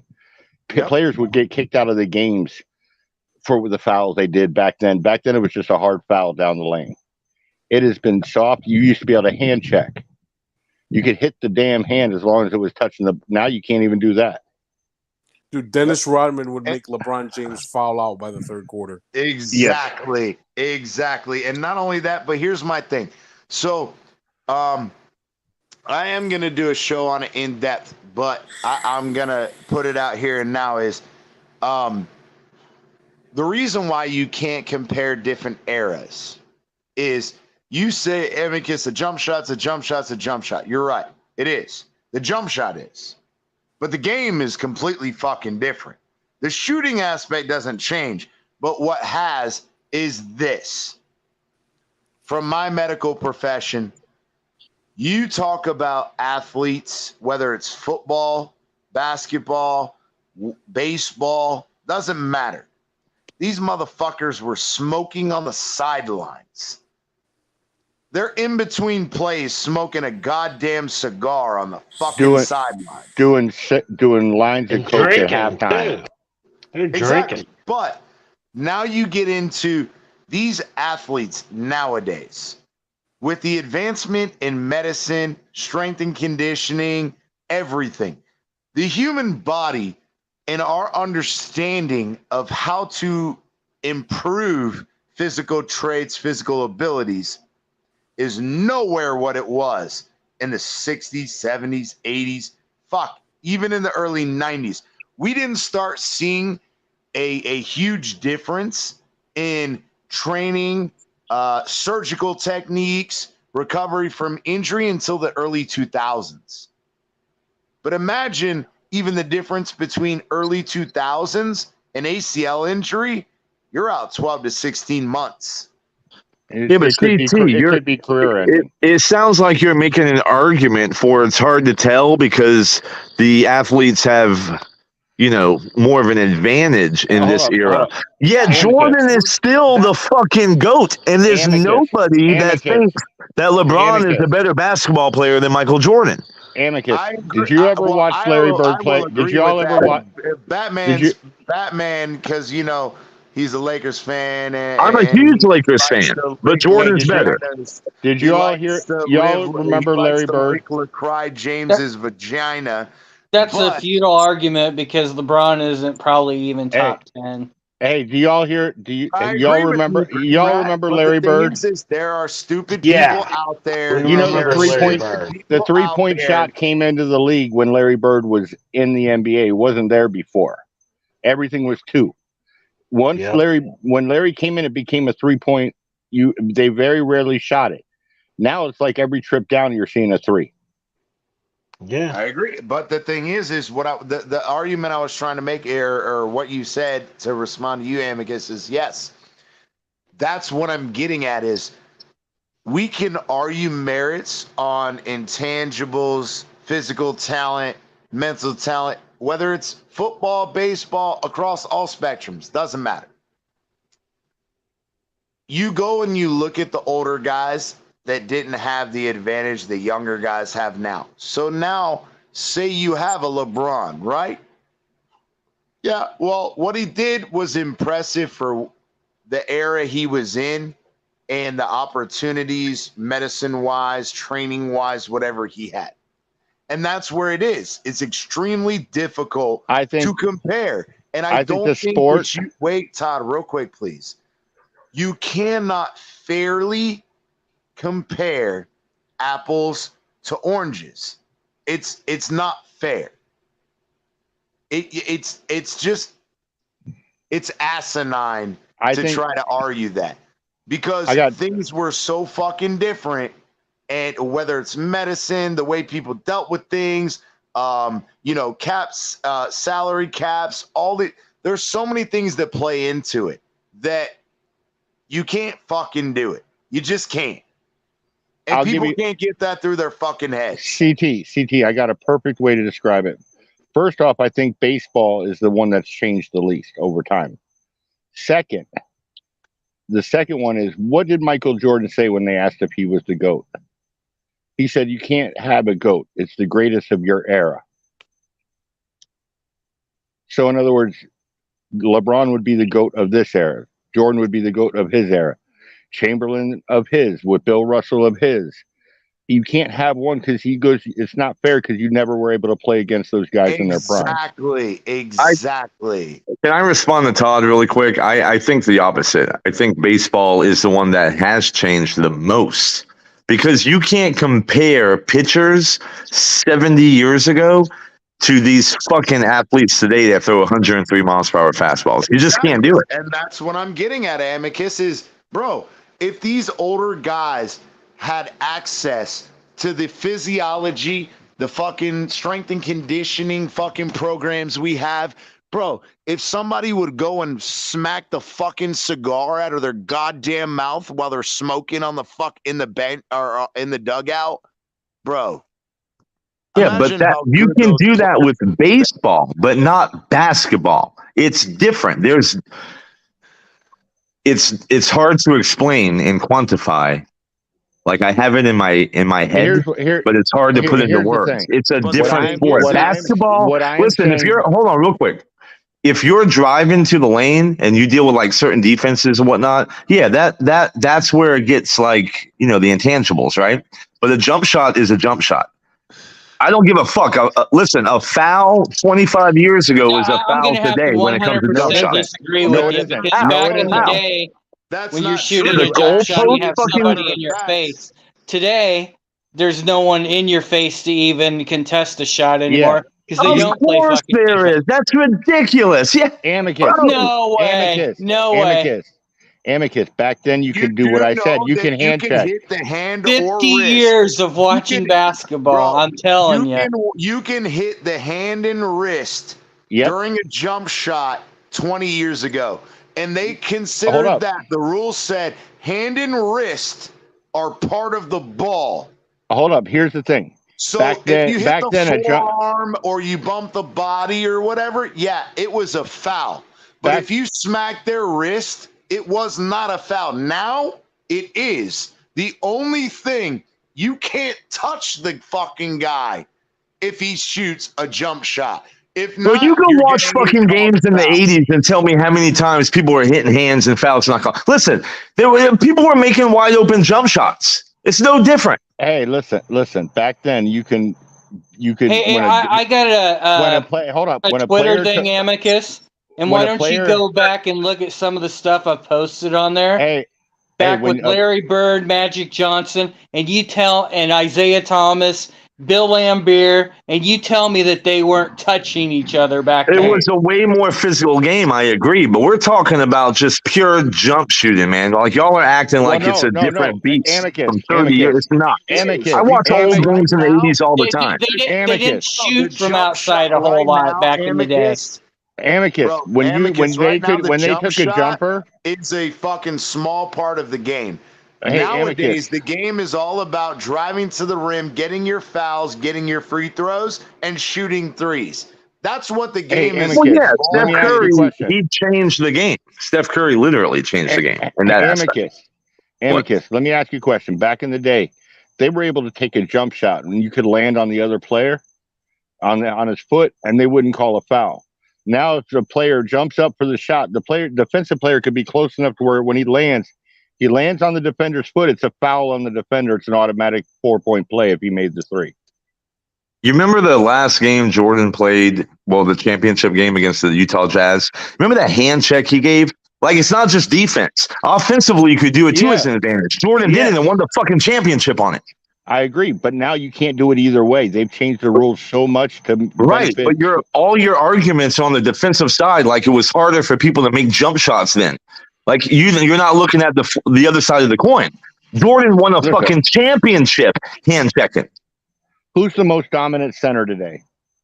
Let me ask you this: who's the most dominant big man center today? I don't think there is one. I would say Embiid. Would he match up well against Olajuwon, Shaquille, all these guys that played against each other? Embiid's a freak of nature, absolutely. No. Olajuwon. He's a 7-footer that shoots threes, man. What the fuck are y'all talking about? Olajuwon could stretch out and shoot too. Olajuwon isn't shooting threes, bro, ever. And the man had, dude, go back and watch his tape. The moves he had.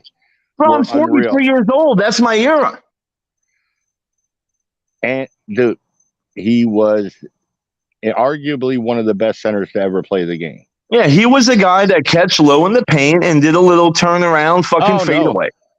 He also on had the baseline. He also had a nice little mid range. Now Embiid will go like he was 1 for 4 the other day from 3. Okay, so he was 25%. I saw that earlier today. I should say that happened.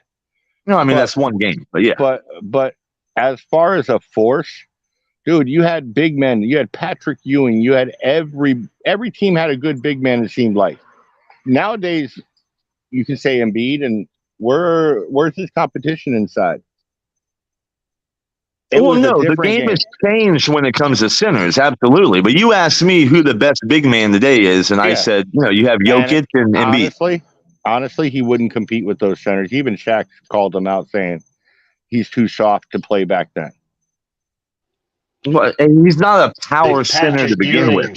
That's not his game. He's more of a finesse guy too. Not like an Olajuwon, a different type of finesse, but it's just different styles.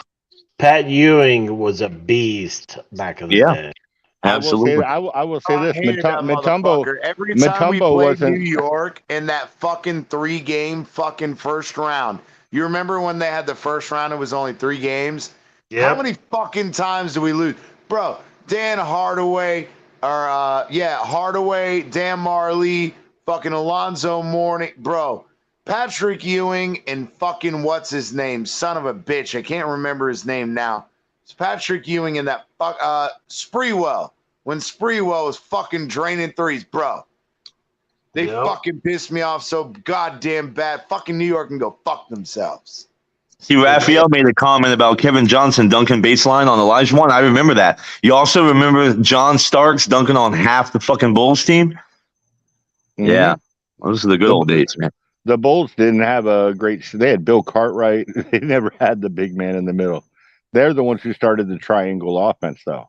You had Scottie Pippen. You had Scottie Pippen playing point forward for the Bulls and on those squads. And Starks played for the Knicks, Raphael. Yep. Starks played for the Knicks. I remember that. Damn, that's what's up, man. That's the seat, and that's where, hey, real quick, I got to give the plug. Miami Fan Talk Network. It is Miami Fan Talk Network, but we don't talk just Miami. We don't just talk Dolphins, Heat, whatever. We talk about it all. Hey, let me ask you: did we really sign Robbie Anderson? Yeah, we did. Yeah, he posted a video.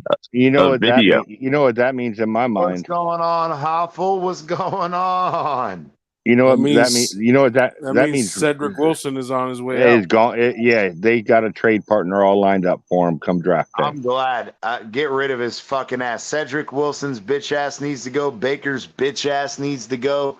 Fucking Austin Jackson needs to be fucking traded. Hey, you better watch out. Be careful on who you're cutting here. CT, you better watch all of them. CT, you better watch out. You better watch out.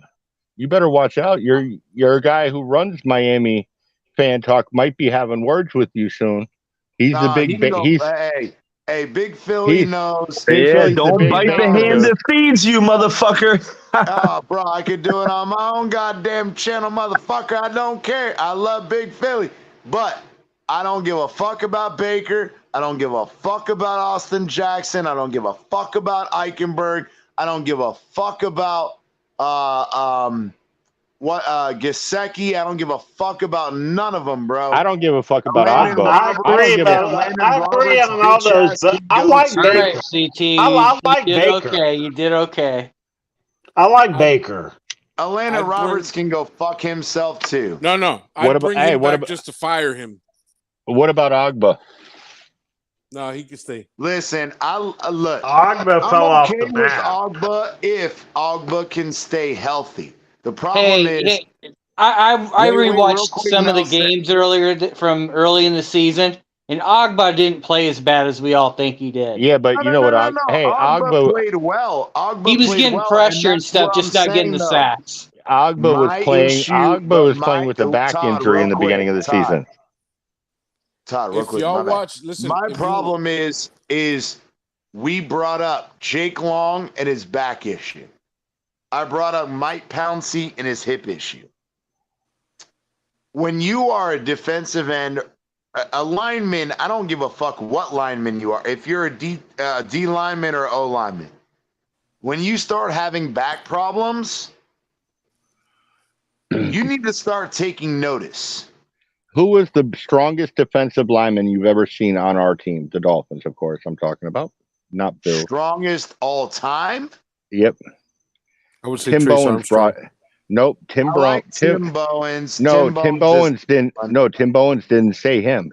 Tim Bowens said Daryl Gardner was the strongest, craziest defender he's ever played with or seen. And the man turned it on and turned it off. No, but he injured his back and he was done. Well, that's what I'm getting at. Is bro, Jake Long did the same shit, bro. Like that's what I get when you get a lineman with back problems, bro. The alarms, DEFCON fucking 1. Because, contrary to you stupid fuckers, you think DEFCON 5 is the highest? No, DEFCON 1 is. So, it's DEFCON 1. It's a huge red flag. Bells, whistles, sirens, everything's going off. Gardner was 6'6", 300 pounds, playing in the middle. That, but once his back went, he was done, and that's what worries me with Ogba. Yeah, and I'm in that same boat. I'm concerned because yes, he's a good run stuffer, right? We can all agree he's a run stuffer, but he's not a fucking pass rusher. He can he can bat down passes like no tomorrow. Ogba's more of a run passer, right? You're saying he's a a pass rusher. You're saying he's a run stuffer? Ogba Holy is better against the run than he has the pass. Go fucking look at the stats. Guys. Yeah, but Ogba can play. He can play and he can play DT also. Hey. That's because he's a big body and he's a run stuffer. He's not a pass rusher. I think he's trying to give us breaking news, CT.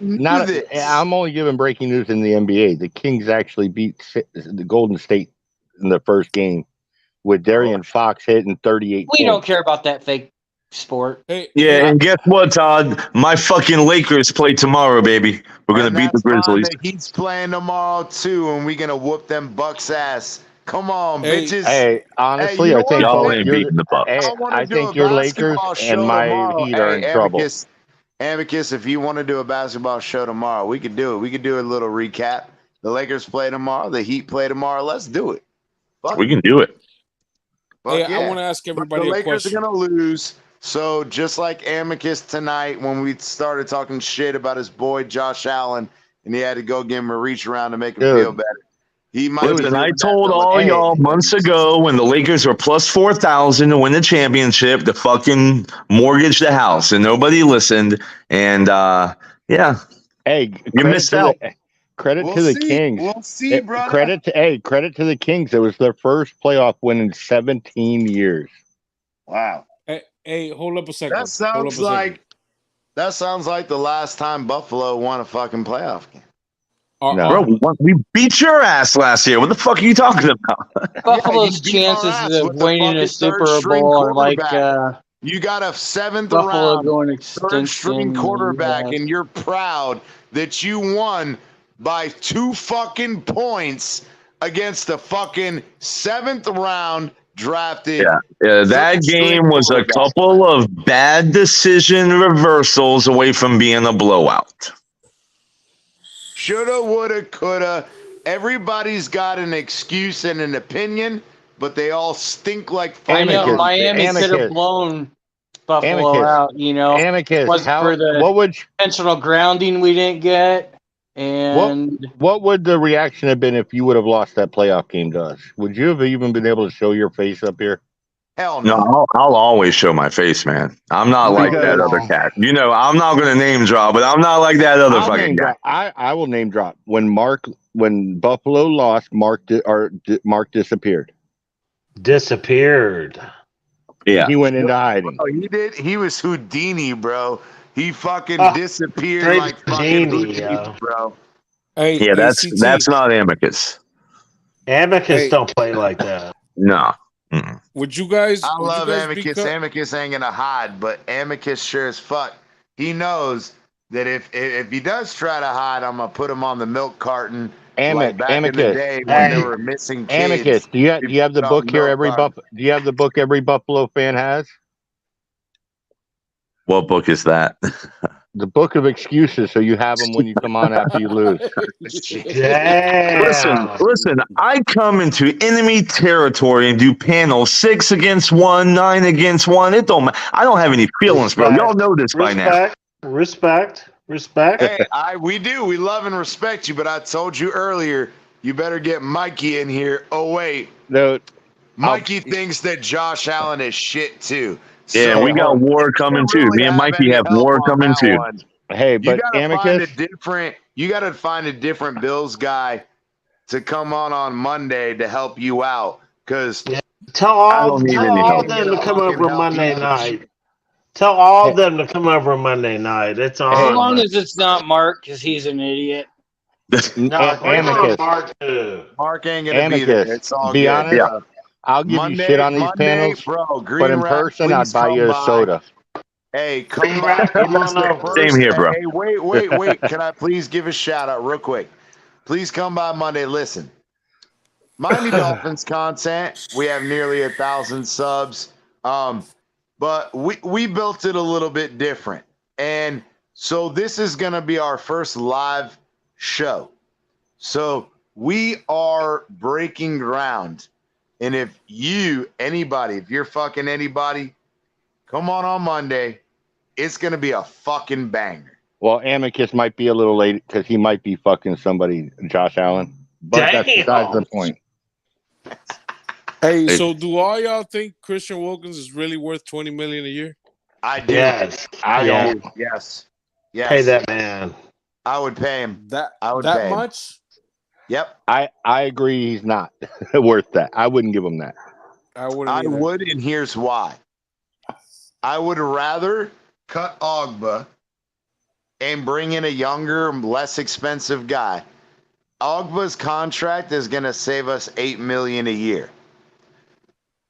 Are you telling me that realistically that Christian Wilkins isn't worth $12 million a year?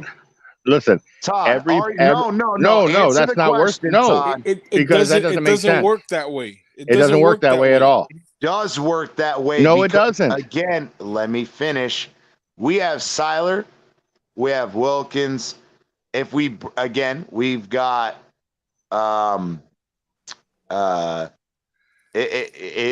have what's his name? The linebacker we just brought in last year.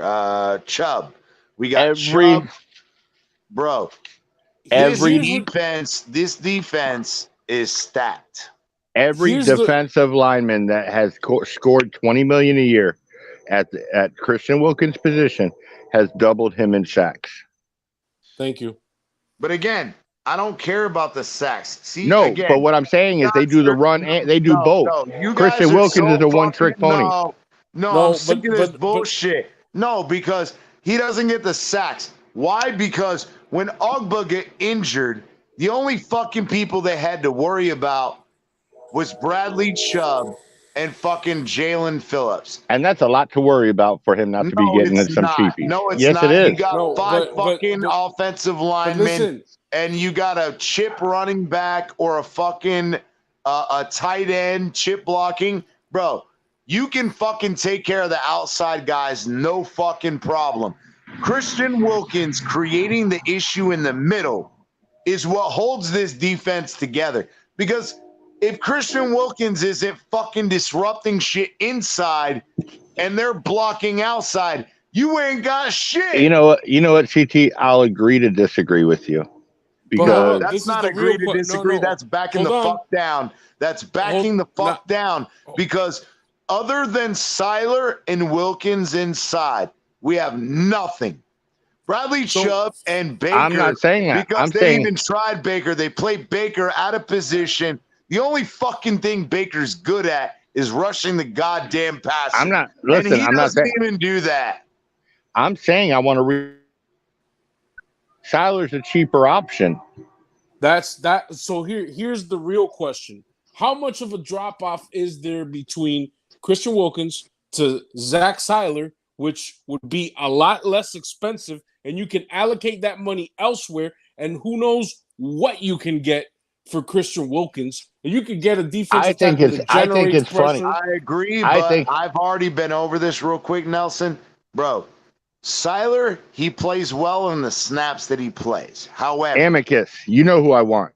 You have to look at the snaps. Seiler had a lot of snaps this year.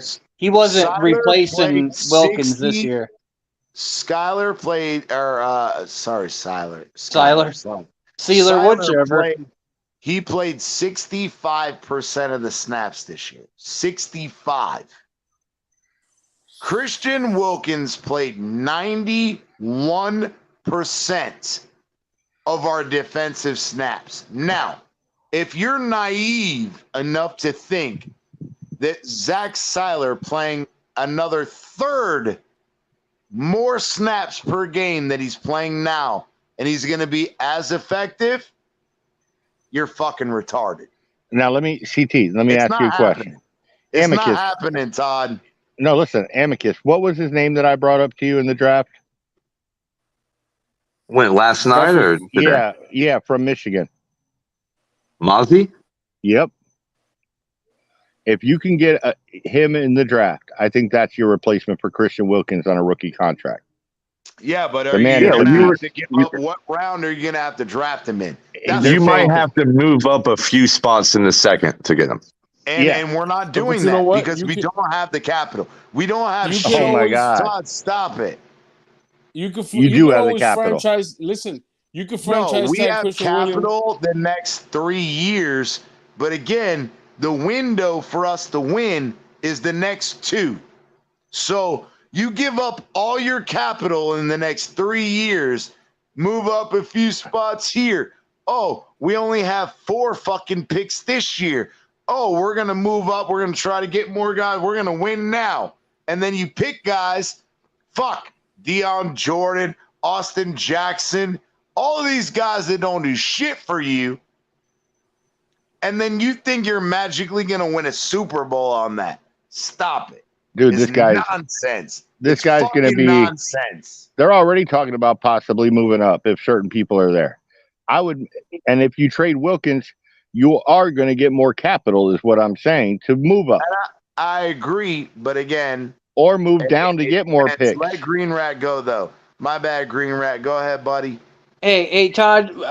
What we need to look at a little bit is like the first half of the year, as far as sacks from Wilkins and pretty much the whole team, is we played kind of a defense where the front 4 didn't really put pressure on the quarterback. It was more, don't let the quarterbacks run. And then sometime after like the Chicago game, Boyer finally turned him loose. And that's when you seen Wilkins and Seiler start making all, sacks and pressures and all that type of stuff. I think part of the reason they weren't getting the sacks was how Boyer was using them.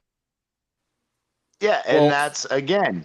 And that's what I worry about, that, maybe be more productive if, Listen, if we keep them, fine. If we trade them, I don't care either way. I'm going to cheer. I am to the point. I'm sorry, but in Vic Fangio's defense, his interior defensive linemen are extremely important. His linebackers are extremely important, and he loves his safeties.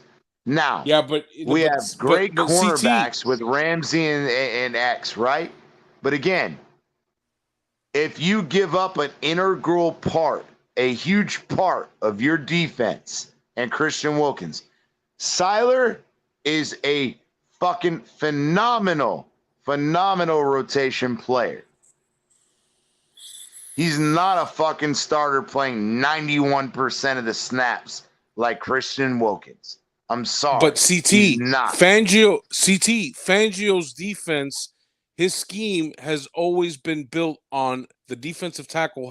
The line has to create organic pressure. And Christian Wilkins does not create enough quarterback pressure. He does. Sorry, he does. The problem is he's the only one everyone's afraid of. Bro, go watch the snaps. You and I talked about it. Bro, Christian Wilkins was double teamed on almost every fucking play this year, and he was still disruptive.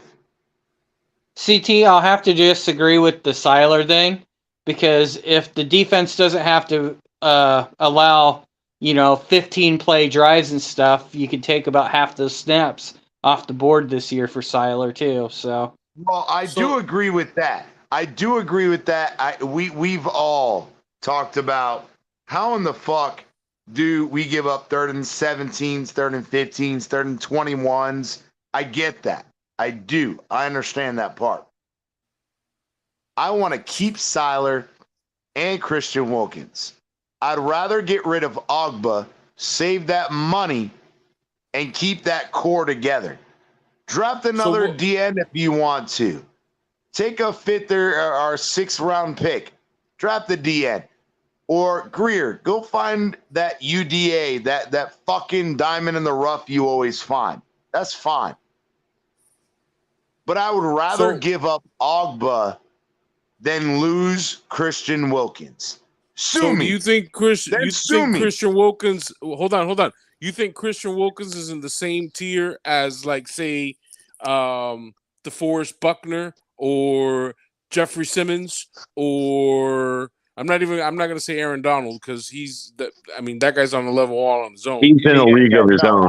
I can make an argument against him and Buckner. Now, the rest of them, I understand what you're saying. But you also have to understand what I'm saying is if we get rid of Christian Wilkins, Seiler is a solid backup. He might be a average to above average starter. However, Christian Wilkins can play 91% of the snaps, and he's effective on 91% of the snaps. Does he always get a sack? No. Does he always get the no? He's one of those guys. He doesn't get the stats, and then he gets undervalued because his stats aren't there, but the dude's being double teamed. So let's be realistic. Let's be honest in the conversation. Dude, the guy is getting double teamed on almost every fucking snap because Seiler can do his job, but what does the Dolphins lack? Organic pressure, right? So we're all going to fucking admit that. Why do we have organic pressure? Oh, wait, because Jalen Phillips has been thrown out into coverage. Baker's being thrown out into coverage. We've thrown Wilkins into fucking coverage. CT, real quick. There's like 320 trying to fucking play in coverage. Hey, bro, are you making an argument for the intangibles and the eye test? Like, not everything shows up in the stat box? You keep the same fucking energy on Monday. Oh, remember. I am, because a D tackle is different from a goddamn shitty quarterback. He can fucking throw the ball. He can run because he's big. But how long is that going to last? Let's fucking go. Monday, baby. I'm going to tear that ass up. I'm coming for it. I will say one thing, though. Christian Wilkins, he is great at getting under Josh Allen's skin, though. That is the one phenomenal when he grabs his balls and shit. Josh Allen whooped his ass last year. You didn't see that? Chased him down, fucked him up, man. Yeah. Y'all saw that game. He's he's like the Dennis Rodman. Exactly, and Christian Wilkins could have got charged with sexual assault for grabbing Josh Allen's cock. Now I know y'all saw that. Hey, I agree. Whatever. Wilkins fell down he was molesting Josh Allen, but I think Josh Allen liked it. I think Josh Allen was like, "Ooh, I like it when you touch my cock." That's just Amicus. That's just Amicus being jealous that someone else is touching it. Oh shit! And Josh Allen teabagged your boy Ramsey. He did it while he was on the Rams, but now he's a Dolphin. Just saying. Hey, I'll take it, though, because in all honesty, and we had this conversation, Byron Jones, he was more of a zone scheme guy. Even in Dallas, they played a lot of zone. I like the fact that we picked up Ramsey because Ramsey is he's a press one-on-one guy. You can leave him on an island. Now he can play safety too. He can, but I'm concerned about X. And I told you guys this. He's had this growing injury 3 years in a row. It's not going away. It's not. And we've seen him be slowed. We've watched him in the Baltimore game where he got fucking burned. We watched him in the Detroit game where he got burned. We watched him in the fucking San Diego game when he got burned. We watched him in the Bills game where he got burned by Dawson Knox. Bro, X is not the fucking same player he used to be. I'm glad that we have Ramsey to at least replace X. We got X on the other side. I think that we're going to see Trill Williams in this starting lineup sooner than later. I think I kind of disagree with you, man. I think Xavier Howard, it's just 1 year, man. It's just 1 year. He just had one bad year. I mean, the last season, dude. I mean, X was a step slow on everything all year. But stop lying to yourself, Nelson. Listen, we've watched it 3 years in a row. Yes. 2 years ago, he had the best season of his career. That's two fucking years ago. The problem is he missed 6 games in 1 year, the year before. And this year he missed 4 games, but he played injured almost every fucking game. Listen, he got burned. He got burned. 2020 was the year he had 10 interceptions. This year he had a bad year, but the year after he had 10 interceptions, 5 interceptions. Listen, as far as X goes, nobody's got the fucking ball skills that guy has. When the ball's in the air, that guy's a ball hawk, man. That guy plays the ball.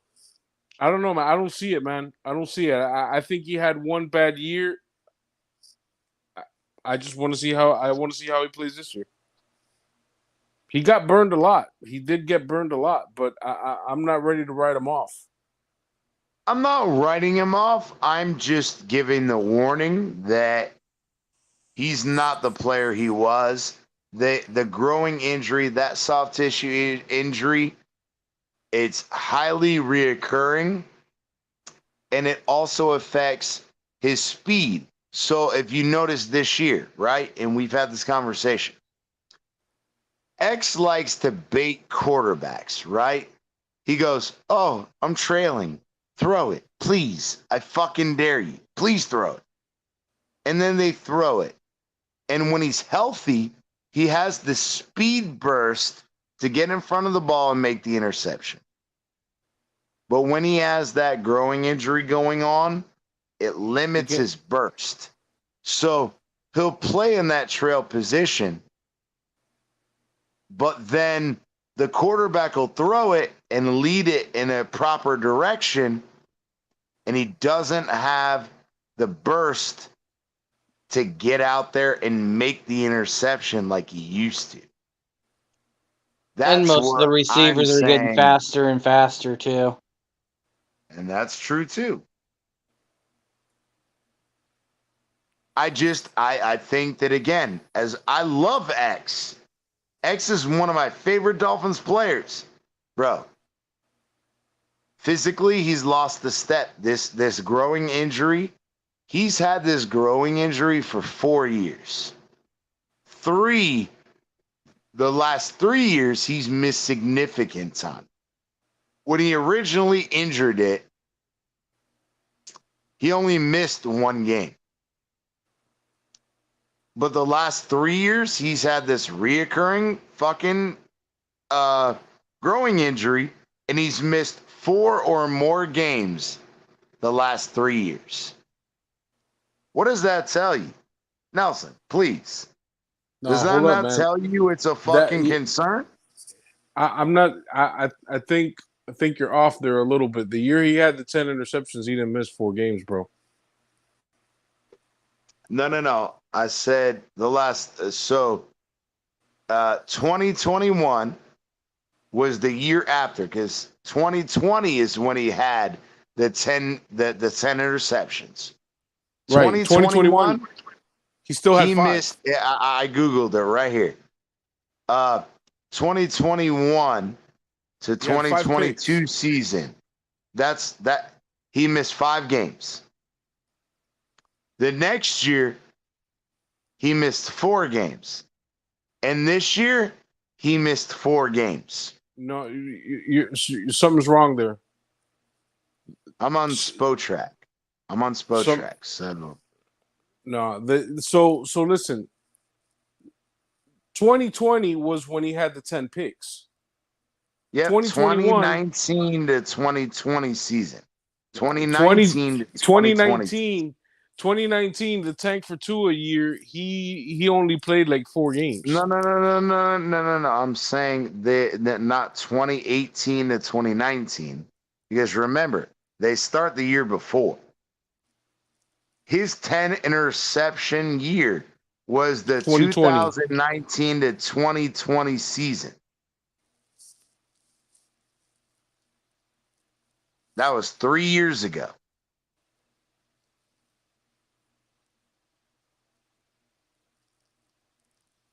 Correct? I don't know what you're doing there, man. You're kind of like joining 2019 and 2020 together.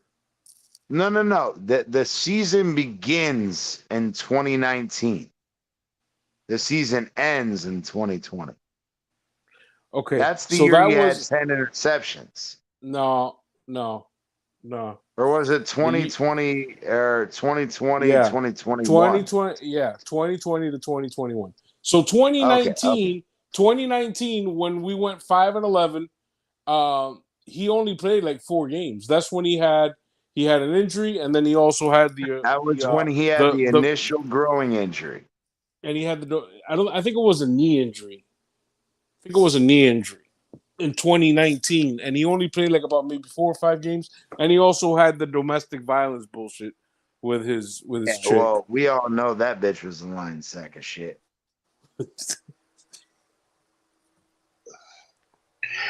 We have a head case at wide receiver, guys. Which one? Robbie Anderson. Did you see his new first name? No, what is it? No. Yeah, Chosen. It's Chosen.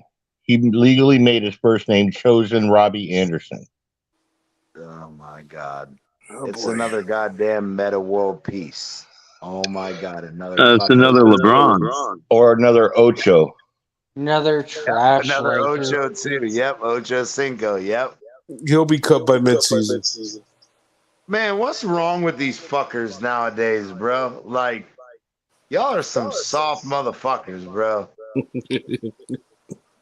Yep, Kanye West right there. Hey, that's a perfect example. Kanye West calling himself God, meta world peace, calling, oh shit. Ron Artest. Hey, change it to meta world peace. Kanye just took the K and the N out and made it Ye. Hey, one of you guys, Todd, do you have the YouTube on? It's echoing. Hey, let me check.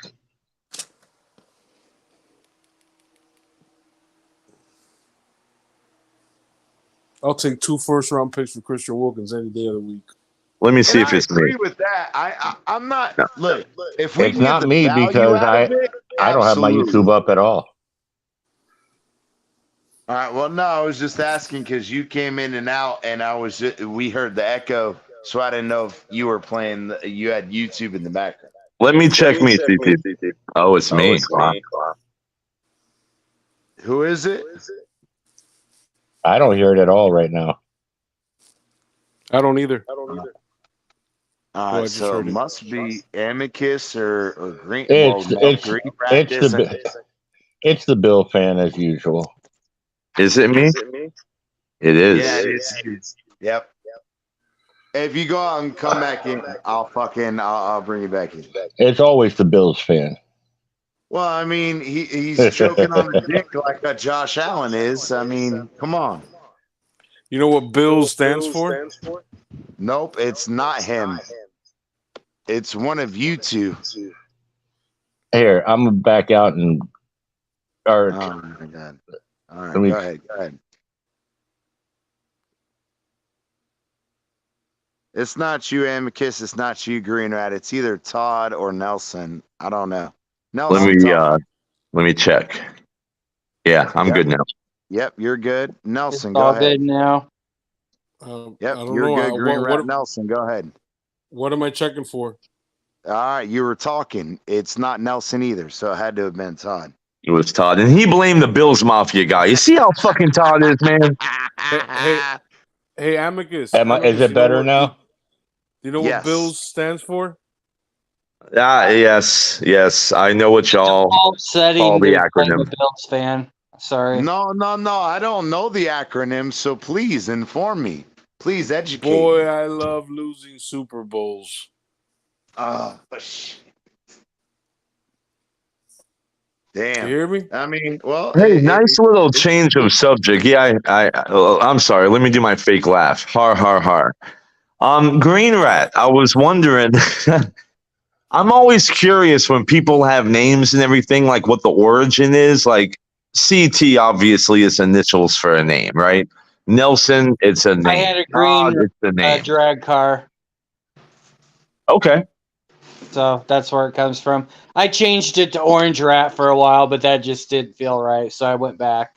Yeah, yep. Because as you know, Amicus, this fucking community and going after people. So yeah, that's part of that story. But yeah, Green Rat's cool as fuck. Badass guy. What's up? Let's go. Oh yeah. No, good name. But he is because Green Rat likes some guys on the Dolphins team that I do think makes him. I told you to watch it. Rat. He's a Flores rat. He comes in and he eats all the cheese and shit off the floor of Flores's fucking donkey dick, magnum fucking cheese coming off his dick, and Green Rat loves it. Damn. You like Flores? Probably not. I can't stand Brian Flores. Like if I see Brian Flores cross, I think Flores was a really good I'm giving defensive mind. Specify real quick though, Green Rat.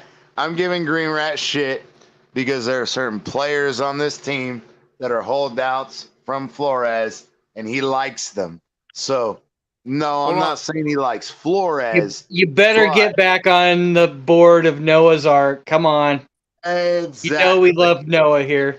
When the guy on the panel likes Noah, who's one of the biggest busts, right alongside Deion Jordan and other guys, Green Rat. You know he's a fucking embarrassment. Green Rat. Yes, sir. You could probably cover receivers better than Noah. Is that why? Makes you look better? I know Noah hasn't missed anything all year or the last 3 years, but he can't get on the field. He can't even get on special teams. He's inactive, healthy scratch. Not good. So hold on. I know, but if you look at both of the games versus Buffalo, they stuck him out there, which to me makes no sense. Why, if you're gonna put him out there for any of the games, why not versus like Detroit and stuff? Because they had no why choice. Why go ahead? Well, no, there was other players to be out there and stuff, but they did put Noah when they wanted to try to play man to man. They did run with him. The problem I got is Noah being a first-round pick and Cater Kahu being undrafted, and Cater's shown a hell of a lot more than Noah has. I will agree that from that first time that Stephon Diggs baptized Noah, he's never been the same again. Baptized is a nice beer. That's putting it nice. Oh my God. He fucking teabagged him. He teabagged him. He fucking face fucked him and left him fucking crying in a puddle of his own juices. He turned him out and put him on the corner to bring in some money. Because Stephon Diggs is him. Yeah. So listen, hold on a second. He did. He fucking he bitch slapped Noah, and he fucking bitch slapped Keon Crossan when he got them on that fucking that pass interference, bro. Stephon Diggs, that dude, but and he cooked Ramsey. Just saying, Jalen Ramsey, Brandon Jones healthy, along with the Javon Holland, dude. This secondary, bro. Now that we're gonna be healthy this year, come on, now guys. that we're gonna be healthy this year, yeah, you try that shit with Dawson Knox, bro. Javon Holland will knock fucking I like Dawson that Knox guy. I'll give you that. I don't think Brandon Jones is gonna be the starter, bro. Sorry to break it to you. I think the guy from Detroit's going to be the starter. Yeah, that's a sneaky good signing. I told you, Brandon Jones. If you listened, Brandon Jones is going to be a safety linebacker hybrid. He's going to be the next Eric Rowe. We got rid of Eric Rowe. We're going to bring the other guy we brought in is going to be the starting safety. But guess what? Brandon Jones is going to play that hybrid role. It really doesn't matter he can play the run, and he's better at covering than fucking Jerome Baker. We're going to start taking Jerome Baker. Mark my words on this show. Jerome Baker is going to be taken off the field to allow Brandon Jones to play a linebacker hybrid safety. Hey, come find it. To be honest with you, find it in the season, bitches. What did you tell me why you guys aren't scared about another linebacker? Our defensive Well, coordinator is going to put. I think He's going there's to a be playing chance more that nickel McDermott too. plays more dime. Yeah, and I think the same with our coach. I think he's going to be playing more nickel, more dime. You're not going to need the linebackers all out there at all times. Well, you have to play nickel, but you could go big nickel where you have big nickel would be 3 safeties, and if you play dime, you only need 1 linebacker. That's what I'm saying. That's what I'm saying. Bring that comment on Monday, and we'll talk about it because I do like that comment. So hold up. Says, a lot will of people Vic Fangio take over head coach this year? Jim's out for the head coach and able to unlock Tua. By the way, Raphael, Josh Allen played Fangio defense in 2020. I believe the score was 48-19. He had 350 total yards, 4 total touchdowns, and completely demolished that defense. Something to look forward to. No, I mean, if Josh Allen, anything he demolishes is anything. Fuck, if Josh Allen can do it, anybody could do it. Yeah, exactly. Hey, so Noah Igbenogany was a Brian Flores draft pick? Yep. Yes, because when Brian Flores went to the Auburn Pro Day, there was pictures of him watching Noah, and Greer was over watching the defensive tackle. But so I think Javon Holland and Jalen Phillips were also Brian Flores' draft picks. I would say so. I'm not going to deny that. I think Greer was the type of person that would get the coach what he wants. But here's the thing: the only time he didn't do that was with Tua.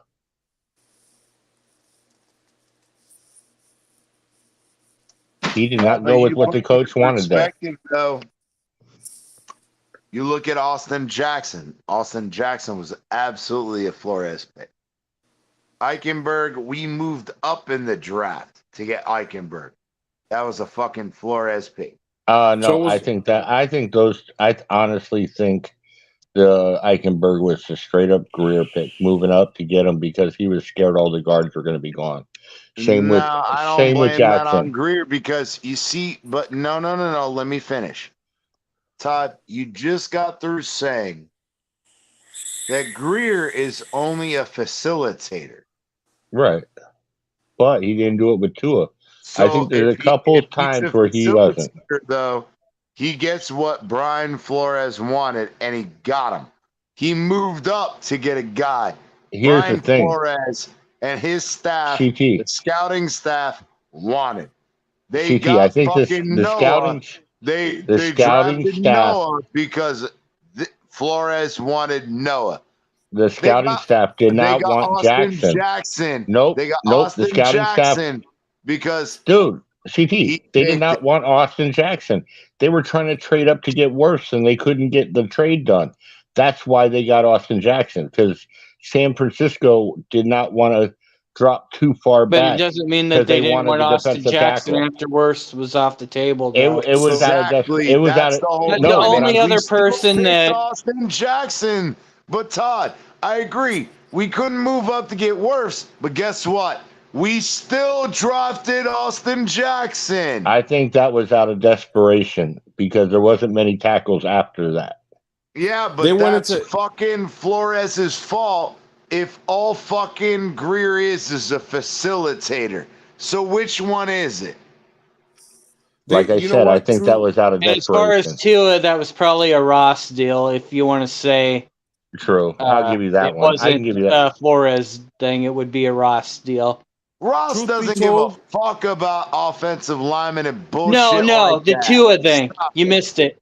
I said Tua. Yeah. I agree. That's money. Absolutely. Tua is a Ross thing because Ross wanted Lamar Jackson when he was coming out, and we didn't get him. And Ross said, you know what? Fuck you. I missed out on Lamar Jackson. You're not going to miss out on Tua. I don't give a fuck if he was injured or not, which I agree with that. But Tua is panned out in that aspect. But so truth be told, Austin Jackson, all that, bro, that's Noah These are all Flores's guys, and they all fucking ended up being busts. All of them. What a lot of people don't know is that they went into that 2020 draft totally unprepared because they were flirting with Deshaun Watson from back then, and they were also trying to move up to take Joe Burrow as well too. So they had no plan whatsoever when the draft actually took off. They had no plan whatsoever. But whose fault is that? That's Do you remember the last and Flores. Do you remember were who unprepared. Do you remember who the quarterback? How the fuck are you a head coach and a GM of an NFL team and you're unprepared? You know the other quarterback. The other quarterback that he wanted. The other quarterback Ross. No, the other quarterback Ross wanted before Lamar Jackson. He wanted Russell Wilson, but Russell, they said that his coaching staff and scouting said he was too small. Yeah, Joe Philbin wanted Derek Carr too. Yep. And fucking and Flores wanted what's his name? Jordan Love. Yep. Who, hasn't done shit. Even in the games he's played. I will tell you something though. Flores wanted Rosen. I don't think Jordan Love is going to be that bad. I think he's ended up working out pretty good in Green Bay. The man does have a long time.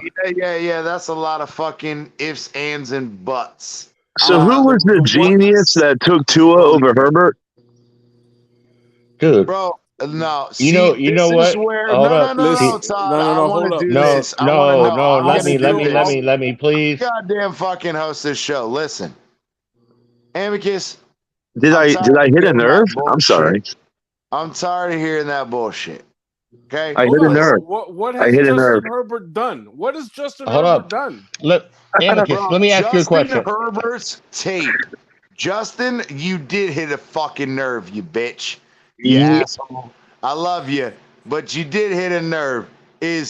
Bro, Justin, anybody who says that Justin Herbert's college tape was better than Tua's is fucking asinine.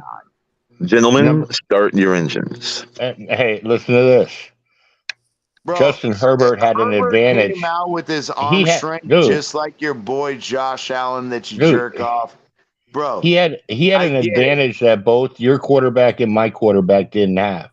He came out with 2 Pro Bowl and All-Pro receivers and an All-Pro running back. And then that's when he came out, and he also came out the quarterback coach that went through went through Peyton Manning. And then listen to this: what happened to Herbert last year when he lost his receivers and got to get a taste of what Tua went through and your quarterback went through before you guys got Diggs.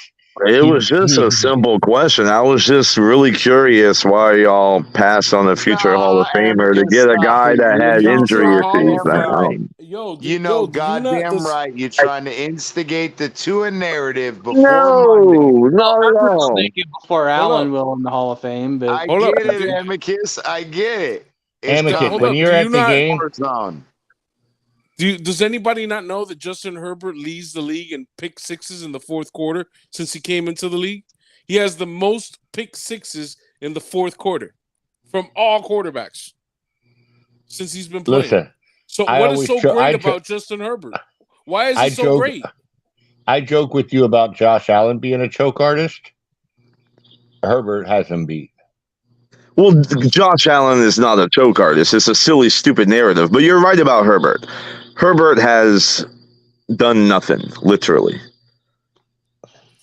But I just wanted to ask a simple, innocent question. I didn't realize it was going to cause all this craziness. An innocent question. You keep playing. I'm pretty sure Josh Allen is a chicken choker. Hold on. Aren't you due for another break to go become a choke artist with Josh? Oh shit. Seriously. I'm throwing a snippet in. Bleezy, I gotta cut this short and I'll explain to you why. But war is coming, brother.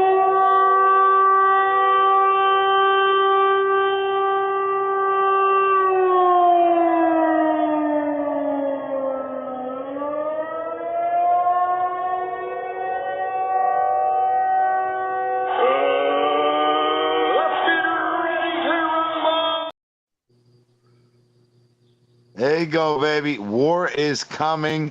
The sirens are blaring. Me and Amicus are chomping at the fucking bit. Amicus, for as good as Josh Allen is, he's also up and down a lot, man. He's not. He's great. He's probably one of the best quarterbacks in there, but he's very erratic, bro. I have been on record many times to say that there are 3 major flaws of Josh Allen that I would love for him to clean up. We're saving that for Monday. Stop it. Well, no. I'm not going to talk about the 3 flaws. I'm going to say all the good shit. But for this conversation, I was just going to let you know I'm on record. And one of the 3 is the decision making. So I agree with you. But even in those bad decisions that he makes, the guy is still a fucking beast. 24 turnovers, still 13-3. I mean, listen, we'll leave it at that. I won't give any more. We'll save it. There you go. But I agree with them. Listen. All right, I'm gonna shut up because I'm about to go. Josh Allen, Nelson, I hate him. But you got to give, just like the Bibles. Don't die on us, CT. Stay with us, buddy. You can do it. Hey, Stay with CT, us. CT, you die on us, I'm going off on Amicus because you won't be here to stop me. Yeah, fuck Monday. Saturday Night Fever, baby. Chicken. Hey, it's Saturday Night Slobberknocker. Yeah, CT, you sound like you're choking on Josh Allen's cock. Y'all talking about me. What the fuck? If Josh Allen had a dick, I would be choking on it. But he doesn't because he chokes on his own goddamn dick. Hold up. CT, why? Then explain the blisters on Amicus's hands. Oh, shit. Hey, but you know that... no, I got to give Josh Allen his due, though. Look, we all can agree. The dude's not a trash quarterback. The guy's not a trash quarterback. But he has his flaws, and just like people like Amicus's ass wants to fucking trash Tua, every quarterback has their ups, their downs, their strengths, their weaknesses. And, bro, Monday is coming! Hey, CT, seriously, when do you start, or when are you able to get advertisements on here? How many subscribers do you need? I don't know. I don't know all that side of it. Because I don't give a fuck. I'm here for the entertainment. I'm here for the talk. All right. The reason I was going to say that, if you do get about none of that bullshit. All if you do get a subscriber, intelligent Dolphins content. I'm tired of the same stupid motherfuckers repeating the same bullshit over and over. We're here for intellectual debate and conversations. I'm not trying to listen to the same old Dolphins fans saying the same stupid talking points. This show is different. But to answer your question, Todd, it's 1,000 subs is monetization. Okay. Yeah. Well, I hope you eventually. I hope you eventually get there, because all you have to do is tell Vaseline you got Amicus on here, and they'll give you definitely advertisement.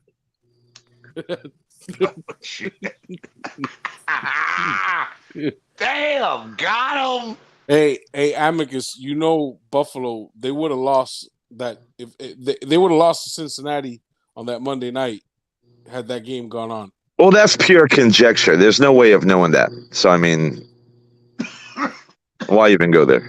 Well, hey, I don't want to even bring up that night because hold up, CT. That's still not a good night to bring up because that was I'm all about players not getting hurt, like especially like that. That man could have died on the field. Well, no, but we're just talking about the game. I'm just saying, just the game is pure conjecture because we don't know what was going to happen. We don't know. Hey, Todd, listen, if it's any indication of what happened in the playoff game, we would have got fucking worked. But I think the DeMar Hamlin situation, amongst all the other things, it was just a little too much emotionally. Oh, dude, the players couldn't have gone back out there. There's no way in hell. Hey, Todd, listen, I appreciate what you said a minute ago, but let me tell you, all those guys out there on that field, if DeMar Hamlin would have came to in the ambulance on his way to the hospital and it was up to him, he would have gone back in the game. Oh, I agree with you. at that very moment. You know what changed? Go ahead. You know what changed me? You know what changed me? I told this to I forget who up here knows this. CT maybe. I saw my cousin. I played up against my cousin's boyfriend when I was in high school, and I watched him get hit, and he was paralyzed basically for 2 days with the stingers. They didn't know he was going to come out. He couldn't move from the neck down, and I think that changed a lot with me with player safety and when people bring stuff up. I'm not saying you did it out of any kind of anything bad, but I'm just saying that's what changed me in that way. I see it from that when it's I get what you're saying, and I sometimes get caught up in the action and the violence of the game, right? And I feel for anybody that's not playing on a professional level, because those guys that are out there on a professional level and they're risking their lives. I mean, they're doing it in exchange. They're playing a kid's game for a king's ransom. Yeah, let's not forget that. I agree, but at the same time, it is a violent game. Yeah, and it does take its toll on your body to where you don't get to enjoy a lot of the fruits of your labor when it's done. You look at how many players have had so many issues after they're done playing. But to Nelson's point, the first thing DeMar Hamlin said when he woke up, he asked, "Did we win?" You know, so that's just the mentality of these guys. You know, dude, and I'm happy he woke up. That was, you know what I mean. I have nothing but respect for him to even want to come back and play. But that was the weirdest thing I've ever seen in the NFL. Yeah, that was a crazy night for sure. I think a lot of people take it. The people really like us, like the fans. We kind of take it for granted, like exactly what these guys are doing out there. And there's a reason. There's an ambulance in every tunnel at every fucking football game. You guys, if you guys remember, I came on and spoke about it as soon as it happened. And I want to give credit as an exercise physiologist and a former athletic trainer. I want to give credit to the athletic training staff. Oh, God, they were incredible.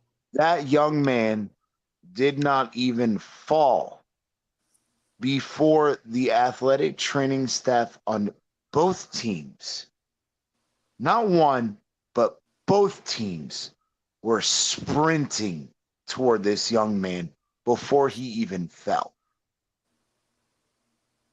Pete, and I agree with you, Nelson, and I get emotional about it because I've had a situation where I had a young lady who was a cheerleader who she was doing aerial stunts, and she had a cervical spine injury on the first day I was on the job.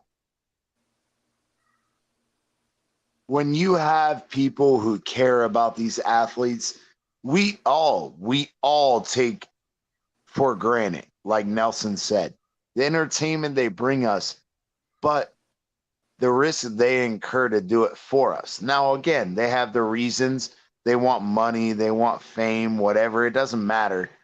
But we take for granted that at any moment, whether it's basketball, football, baseball, having cardiac arrest in game is extremely rare. And we're talking about not I think the only person I know that did that was Reggie Lewis. Hundreds of thousands of a percentage of having an athlete cardiac arrest. But he died on the court from cardiac arrest. He died right on the court. Yep. Can I finish, please? Yep. I agree. It does happen. But those medical staffs were extremely responsible and responsive, and they saved that young man's life. And that's something that bears hard on me because I train these athletes. So I want to give those medical staffs props because they were absolutely on point and they saved that young man's life.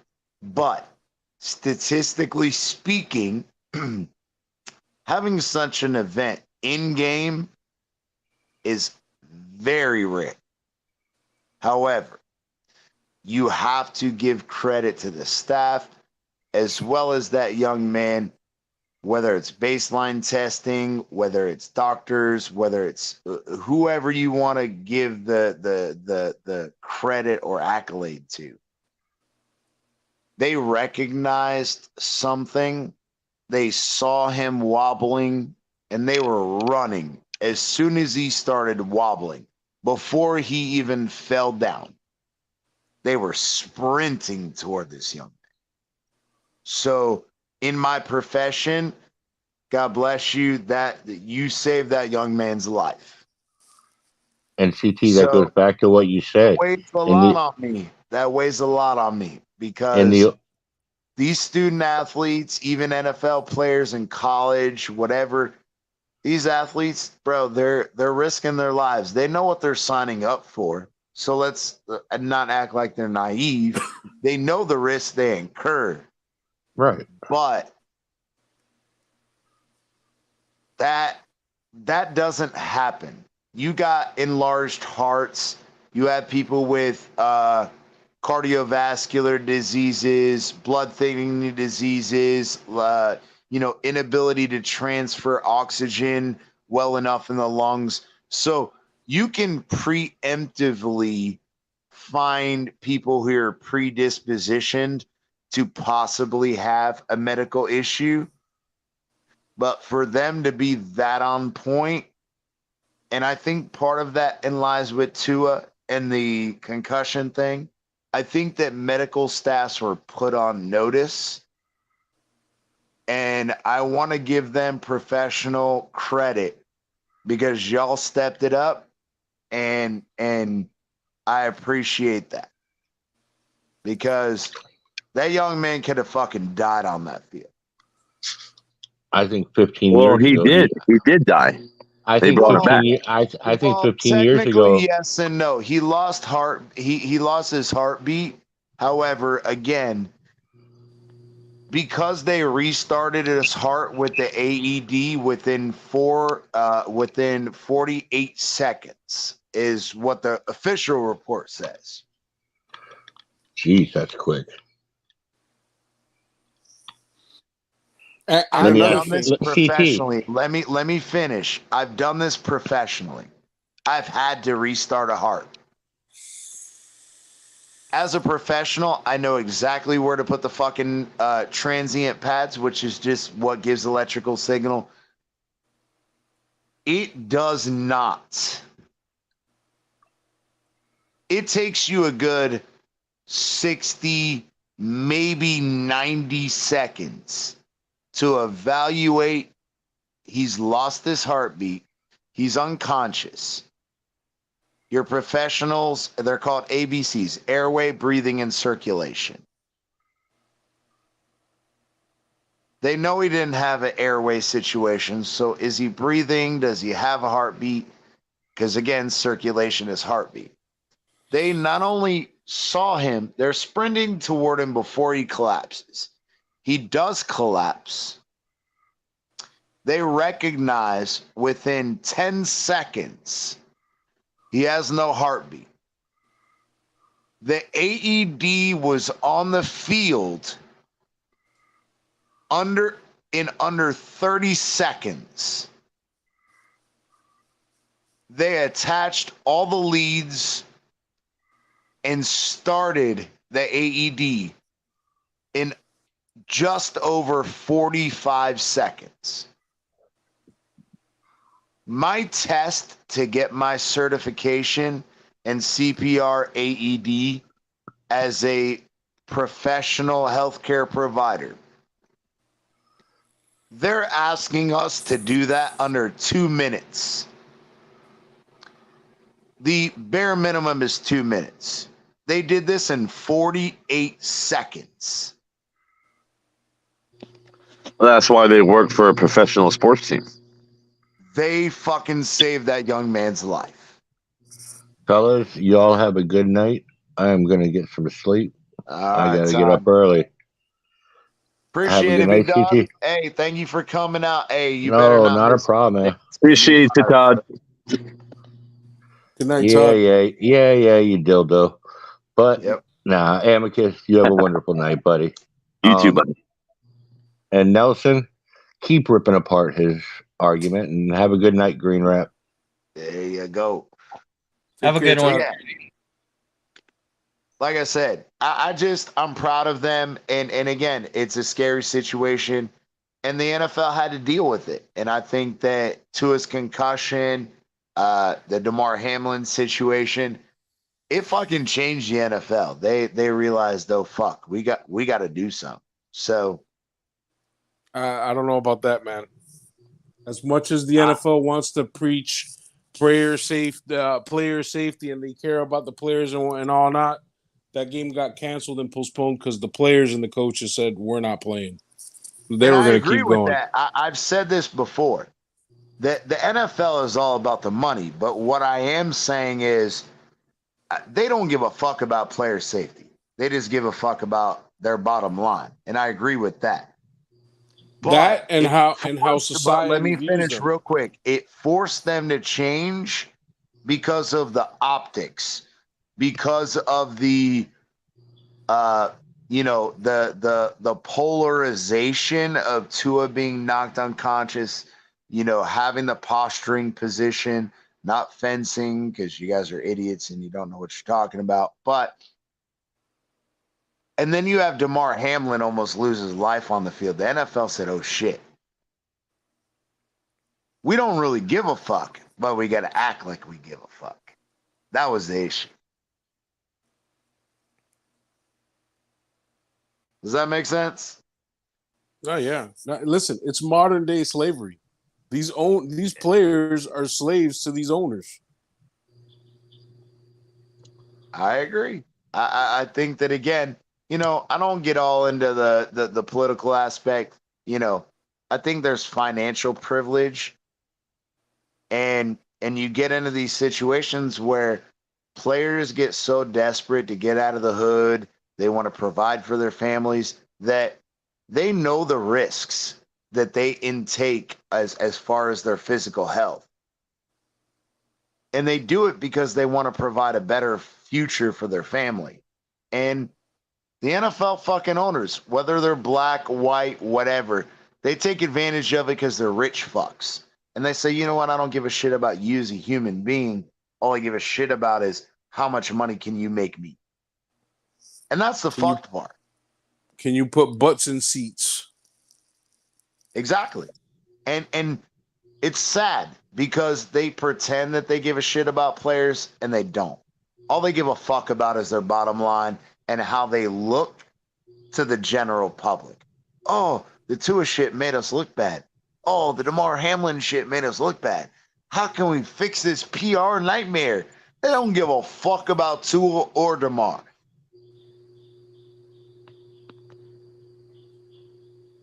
I think the line gets a little murky sometimes when it comes to,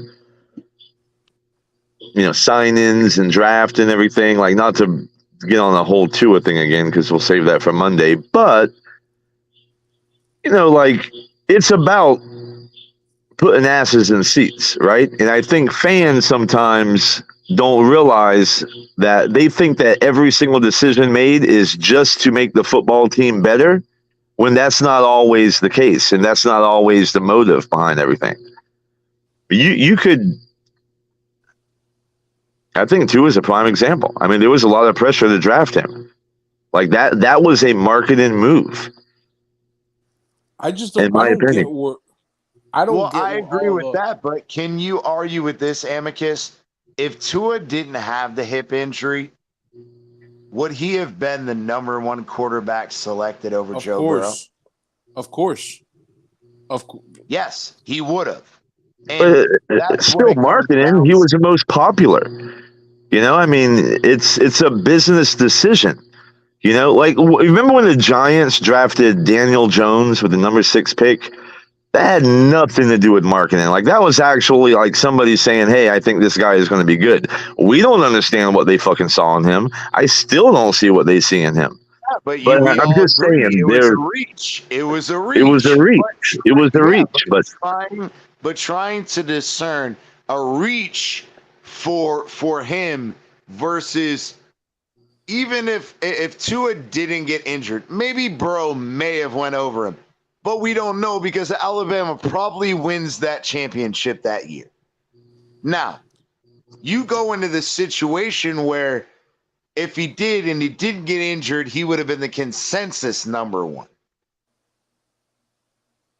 I don't care about Joe Burrow. I don't care about anybody. Justin Herbert, no one. If Tua didn't get injured with that hip injury, he would have been the consensus number one QB. Period. I'll give you an example. Look at the Pelicans and Zion, right? And look at Ja Morant with the Memphis Grizzlies. Everybody in the draft knew that Ja Morant would be a better basketball player long term. Everybody knew it. Everybody, even when the Grizzlies took him at number 2, man, they were like, bro, I remember it was all over. Like, people knew, like, oh, maybe the Grizzlies actually did better, even though they got the second pick. But Zion was a market, like, you could not take him at number 1. You had to take him just because of the star power. And you're going to put Aston. Zion was never the same after he blew out that sneaker and injured himself. He was never the same after that. Yeah, but that happened in college. Yeah. And they still drafted him number 1. Like, they knew the injury history. They knew his weight issues. But it's a business move. That happens more often than people think. Now, it just so happens that a lot of times the business move is correlated with the most talented player, so they go hand in hand and your team gets better. But there are exceptions to that rule. Business will always come first over, we think this is a key piece to win it. Hey, yo, Amicus, has anybody ever told you that you sound like Mel Kiper? I'm assuming that's a bad thing, but no, you don't know who Mel Kiper is? Of course, no, I have no fucking clue. Who is Mel Kiper Jr.? Mel Kiper Jr. You're saying what he's saying is you're a Bills fan, and just like Mel Kiper's voice, your voice is annoying. That's what he's trying to say. No.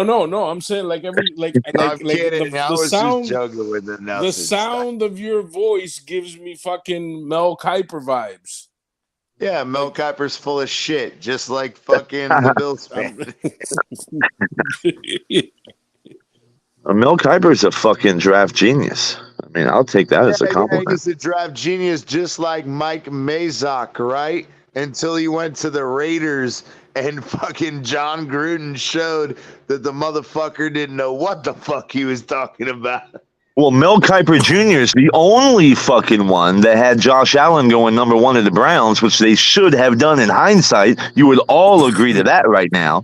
Okay? Even with your fucking JA-17 hate. And Mel Kiper is the only one that put Josh Allen and said he would be what he was. And guess what? He was right. So don't be dissing Mel Kiper. The motherfucker knows what he's talking about. Hey, so fuck if he does. Yep. I sound like a mental retard Down syndrome person, but we gonna do this today because I'm Mel Kiper. Hey, he was right about JA-17, bro. Can't deny it. Amicus, was he right or was he wrong? Just like you and in denial. You know what else he was right about? I would pass on Tua if I was the Dolphins. Maybe I should have listened to Mel Kiper. Yeah. Hey, all right, Amicus. I was gonna let this lay, but you do remember that Miami tried to move up and get Burrow, so Tua wasn't their first pick person they wanted that year. No, I get it. Yeah, that would have been a good move. Hey, so but listen, hindsight is 2020. All right, I'm just fucking with y'all, but it is what it is. You think listen, 90% of the Bills Mafia hated the Josh Allen pick. Now, I'm going to be honest with you. I loved it. And I remember being in bars in the first 2 games when Nathan Peterman threw the 5 interceptions and Josh Allen, they threw him in the mix, right? Early on in the season. First year, rookie year. And I was at a bar, and there was a bunch of Bills Mafia, and they were all bashing Josh Allen, this, that, and I looked at all of them. I was like, bro, you don't even know what the fuck you're talking about. You're drinking the Kool-Aid. You didn't watch his tape. You don't know what you're looking at. I saw it. So there's not many of us that can say that. Most people didn't agree with the pick. Hey, as a Bills fan, how do you feel about O.J. Simpson? Like, as a football player? Period. Oh, I mean, Nelson asking the hard questions. Damn. Yeah, listen, OJ was a fucking beast, bro. Watch his tape. That fucking guy. That was a running back there, man. What Nelson is asking is, was he guilty or not? That's all he's Well, how asking. the fuck do Oh, I know? Was I there? I don't know. Oh, The dude, glove doesn't fit. You must have quit. The glove doesn't fit. Yeah. You must have quit. Fucking free OJ. Man, he Free fucking OJ. killed. Come on, bro. He killed that bitch. He probably did it. Hey, JC finally came in. Come on up, bro. I dropped the link. If you Hey, need me to fucking, hey, if you need to if I need to redrop it, I will. JC, come on Nelson, up, I'll answer that question like this. The fucker did write a book saying, like, if I did it, right? Like, bro, what are you doing? What are you doing? I don't know. Yeah, bro. Amicus said, bro, if you got away with it, bitch, don't go write a book about it. Goddamn. Well, it's double jeopardy, right? He was acquitted, so he can come out today and say he did it, and there's not a fucking thing the legal system can do. Damn, you're still in the court of public opinion. What the fuck are you doing, bro? Dude, whatever. Listen, they threw him in the slammer. The one for that other crap, so he had to pay some time. Yeah, I mean, I get it, but goddamn, bro. Who is the Buffalo Bill you hate the most? For me, it's Thurman Thomas. God damn, I hated Thurman Thomas. He was a Dolphin. Why do you hate him? He came in his 12th year and fucking helped y'all win a game. Because he fucking killed us in the guilty, 90s. That's why. Nobody wants to fucking deal with the guilty fucking murder. That's exactly why. For me, it's JC's favorite quarterback, Nathan Peterman. Oh, well, you know what? Actually, I don't hate him. I love him because if it wasn't for his 5 interceptions, Josh Allen wouldn't have got on the field in, what was it, week 2 or 3? I forget. It was early on, though. Look at fucking JC. You said OJ was my guy. He's innocent. Yeah. I remember being a kid in high school, man, and when the like, everybody was happy. I was happy. You know, I'm a Bills fan, obviously. I'm like, yeah, free OJ, blah, blah, blah. But, you know, in hindsight, he probably did it, but fuck it. What are you going to do? Yeah, oh, look at that. JC said Nathan Peterson top one. JC, get up here, bro. Don't be oh, come on. Yeah, what all this chat shit? Get your ass on the panel. Get your ass up here, brother. But yeah, I mean, man, now I got some fucking backup. There you go. Hey. Now, don't make me fucking text Mikey. I'll bring Mikey in here to trash Josh Allen for you. He don't want the smoke. He knows it. Hey, Mikey, better be on Monday because he's gonna have to back me up against your ass. Nah. He knows what's up. I already sent the link, JC. I put it in StreamYard. And YouTube. I'm gonna go do it again, but damn. All right. No, you have to drop it in the chat, bro. Yeah, no, I did drop it in the chat. No, it didn't. It didn't show up. Fucking son of a bitch.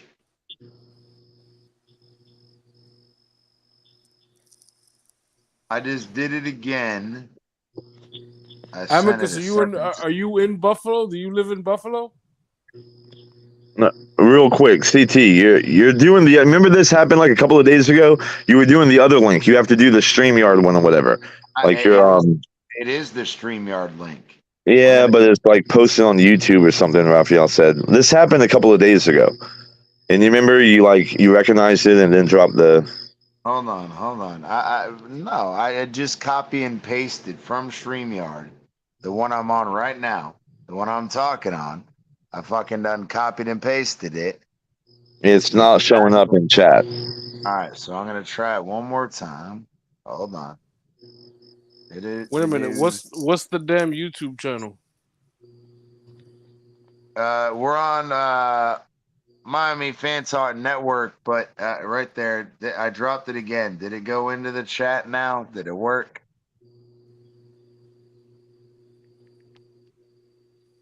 Miami Fan Talk Show. Nah, well, yeah. But you can do that, but nobody's. Hold on. Oh my God! I guess It's still not posted. But Nelson, to answer your question, no, bro. I don't live in Buffalo. JC does, but I've never even been to Buffalo. So why are you a Bills fan? Well, there's a story there. I'm 43 years old. I've been a Bills fan since I was 9, 10-ish. Because I live in South Carolina and I grew up in South Carolina my whole life. And obviously there's no professional team here. I grew up a Lakers fan.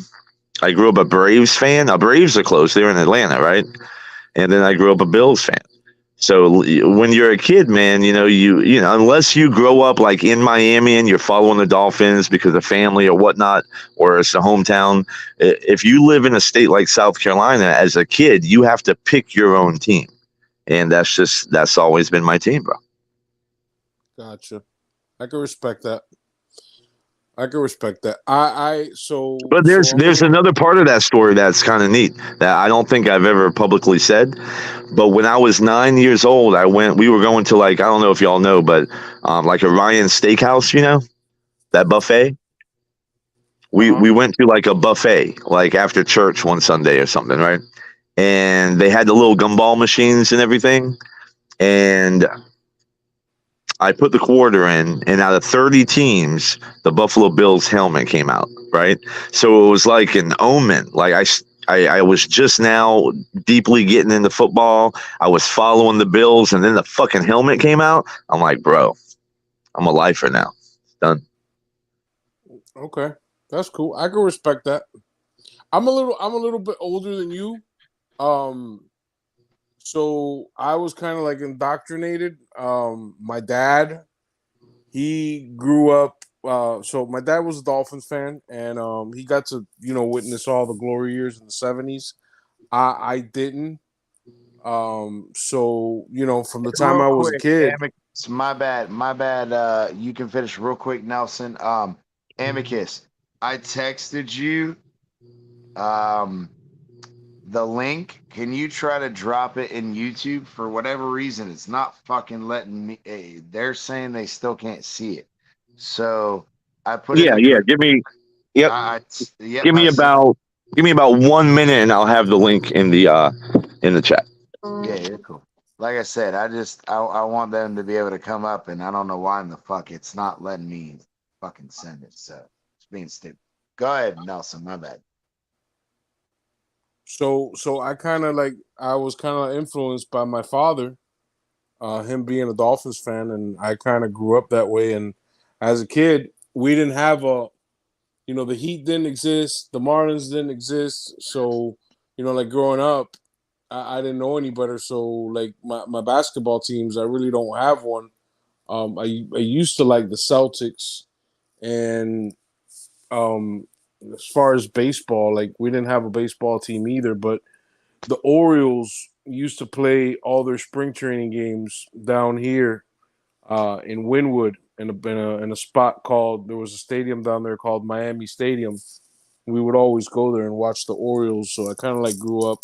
Didn't really have a basketball. I don't really have a favorite team in basketball or baseball, but the Dolphins was just like something that my dad was heavy into and got me into it, and where it kind of lies for me.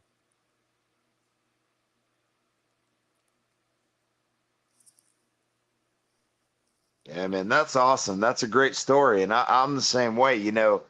I grew up in Pembroke Pines. I am, I'm only 35, so I've known the Marlins, I've known the Heat, I've known the Dolphins. I grew up rooting for UM. But it's again, I'm always going to be a Heat fan. I'm going to be a Marlins fan. I was there when they won the World Series in '97. I was actually at the fucking stadium when they won. I was lucky enough that I lived in an affluent neighborhood where a friend, my best friend's dad is an electrical engineer, and he worked at the Heat Stadium and at the Marlins Stadium. And so he got free tickets. So I got to go to a lot of things. I got to watch fucking Dwayne Wade win the fucking first championship without LeBron. And I got to watch the Marlins win. I got to watch a lot of good shit, bro. I was in 97 when the Panthers made their hockey run and we were throwing rubber rats on the ice. Oh, I remember that. I got to experience a lot of good shit, bro. But I remember that. Yeah, you remember that. And so for me, I've always had my Miami affiliation at teams, but it's just, again, you know,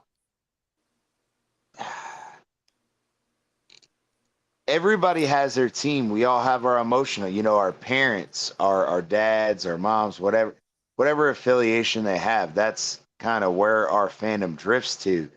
But I love it. I love hearing about people, their stories, why they root for certain teams, because I give everybody shit. Like, you know, Amicus is a goddamn Lakers fan.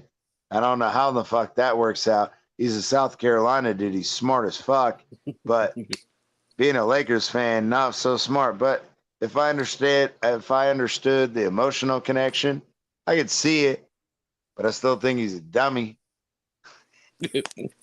I mean, he fucking roots for the Bills. He can't be that smart. Man, I was talking to a kid the other day, and like he sees my hat and he's like, "Oh, you're a Dolphins fan?" I'm like, "Yeah." And he's a young, he can't be 20 years old, so he's like, "Oh, you're a Dolphins fan?" I was like, "Yeah." And he was like, "Oh, so how do you feel about Jalen Ramsey?" I was like, "Yeah, man, that's great, man. I'm excited for it." And he starts talking to me about the Dolphins and this and that and all this bunch of stuff. And I'm like, man, like I really like. I was like, man, I really commend you for being a Dolphins fan, because, bro, you can't be more than 20 years old and you've witnessed nothing but pain and misery. Like, you have not even seen a playoff win. Like, you haven't even like you didn't even get to see like Zach Thomas and Jason Taylor. Like, you didn't even get to see that. Hey, real quick, Nelson, I want to let JC know in the chat. I tried to drop the link and it wouldn't let me, but I texted it in the group chat, JC. So if you just go to the group text, you'll see the link and you can hop on. See, it's not just me then, bro. YouTube, StreamYard, whichever fucking one of you it is. What the fuck, bro? No, it is you. It is you. It's operator error because I'm taking a link from a text group and trying to put it in the YouTube like I'm chatting, like saying hi. You can't do that. You have to drop it from StreamYard. I don't know what you're talking about, but I've copy and pasted it thousands of times on other people's shows. So, yeah, I don't know. I think fucking YouTube is acting weird. It's not letting you drop an actual link. Do you still go on Reason's channel? Oh, hell no. You know I've been on Reason's channel for years. Stop that bullshit. And also, real quick, Nelson, I just wanted to say, like, that's another thing. Like, even though I didn't grow up in Buffalo, never been to Buffalo, I've been through all the shit, right? So I'm 43. So I've rooted for this team for 30. Hold on, listen. I've rooted for this team for 34 fucking years. So I went through the 4 Super Bowl losses. I went through 25 years of being in the basement. You know, I put my dues in. The time has been served, and it is what it is. I tell you what, our quarterback situations in Buffalo has been a lot worse than Miami. Hey, real quick, Raphael. If you tell my wife to put out more, maybe I won't have to depend on it so much. Yep. Maybe we got to say the same thing about too. Maybe his wife needs to put out more. Yeah, back up now, baby. What's up, JC? What's up, Bills Mafia? Back, JC, you say that, and the dude got laid, had a fucking baby, and guess what? Then he starts balling out. So maybe she is putting out, making him better play. Yeah. She puts out during the Lions, Tigers, and Bears, but when it comes to the hard teams, you know, he's getting cucked. Greatest fan base in the world. Damn, JC coming in hot. Yeah, so y'all try to tag team up 6 against 1 and everything. Yeah, listen, 2 Bills Mafia is like 20. So it's all good. Yeah, the scales have balanced. That trash ass JC Bills wants to team. tie you up. JC wants to tie you up and do naughty things to you. That's don't exactly you guys what got it like is. don't you guys got like tables to go jump through or something? Oh shit. Yeah, we do. Yeah. No, dude, it's actually been super hot in Buffalo. So nobody's gonna be going outside. Yo, but seriously, why do y'all? It's been 73 degrees, like back to back. No, but listen, I want to know why you guys jump through tables. Why do y'all do that stupid shit? I'm not sure like how that became a thing. To be completely honest with you. I know how it became a thing. The same way the bowling ball shot became a thing, the same way Pinto Ron mustard ketchup became a thing, the same way all of it became a thing. It's because there's nothing to do when the Bills are losing for 25 fucking years except for going to the parking lot and getting creative. No, that's false. No, that's false because you know why? Because Bills Mafia didn't support the Bills during the 20s, whatever years. Well, Bills Mafia, that technically is only like 11 years old, but I'm just saying the mindset of the Buffalo Bills fan is what Bills Mafia is about. See, Miami would be such a like you guys wouldn't even have Chris Greer if you had the same kind of fan base as Buffalo. Chris Greer wouldn't even be there. Bro, we've been trying to get rid of Chris Greer for fucking 7 years. Stop it. The fans he's been there for over 20. Pleasure, but Stephen Ross is buddy, just like he was with Garfinkel before him, just like Ireland before him. Bro, his GMs are dudes he knows through his businesses, and he allows these guys to come in and run a fucking NFL team with no goddamn experience. And Ross himself has no football fucking experience. And guess what? This is what we're left with, bro. Ireland was his fucking CFO of 3 of his goddamn companies. This dude was the fucking GM for 9 years and destroyed this franchise for 9 years. But he was his best friend. Do you guys know anything about his brother?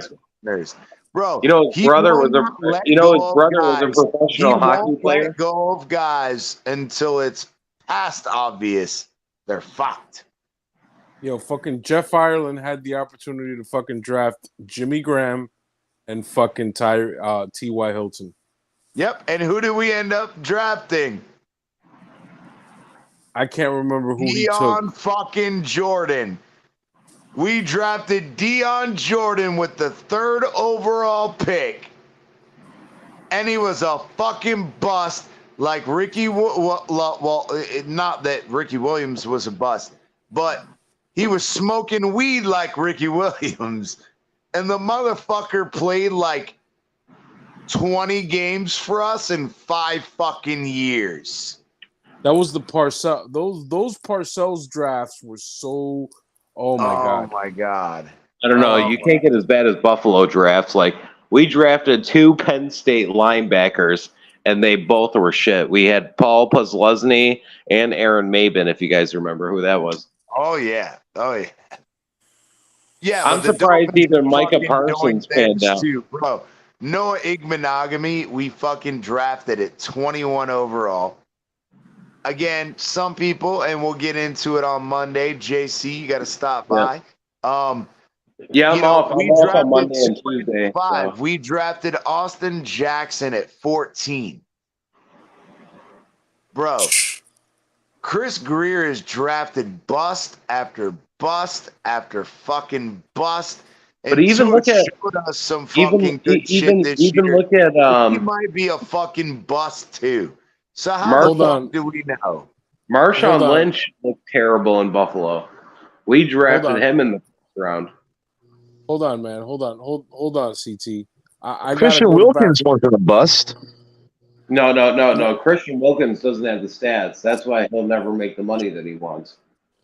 You ever look at it? Yeah, he gets tackles, but everybody gets tackles. Every linebacker gets over 100 tackles a year. But if you're not getting sacks on the quarterback, you're never going to make that kind of money. We took Ed Oliver. We should have taken Wilkins. But the thing is I agree with your premise, JC, because I agree. One of our linebackers, Jerome Baker, he gets fucking 100 tackles a year. Isn't he the leading tackler for Miami? He is, but the thing is the guy doesn't make tackle for losses. No. Get sacks. He tackles guys 5 to 10 yards down the field, and everybody goes, "Oh, but he had over 100 tackles." Yeah, how many times did he have to chase somebody down to make said tackle? And 100 tackles for a defense for a DT is nothing to fucking. I mean, come on now. No, we're talking about linebacker. He was saying that yes, Wilkins doesn't have the sacks and he has the tackles for a D tackle or a D lineman. Yeah. But that's going to affect the money that I think it would be a mistake for Miami to sign him long term, like on a huge deal. Like it's definitely going to affect his money, his stats. I wouldn't give him $20 million a year. I mean, if we're talking about 15 or 16, I mean, yeah, even that feels a little hefty. Again, I'll put out there that how we ran our defense this last year, the first half of the season, we expected our front four not to really put the pressure on the quarterback, but to contain the quarterbacks and stop the run versus trying to rush the quarterback. And that's where I made that argument again. I think it was more scheme related because Josh Boyer knew he was on the hot seat, right? What was the major problem we had with the Dolphins defense the year before with Brian Flores? We could play pass, but we couldn't stop the fucking run to save our lives. But that's the same defense. But wait, let me finish. But what did we do this year? We were top 10 in fucking run defense, but we were fucking dead last in pass defense. Well, what do you think the Fangio defense is? The Fangio defense doesn't stop the short plays; it's to stop the big play. So every team's going to get yards. Even the last time Buffalo played Fangio, when he was coaching Denver, that even had a way better defense. We put up 47 points on his defense. 48 to 19, 4 total touchdowns to Josh Allen, 350 yards.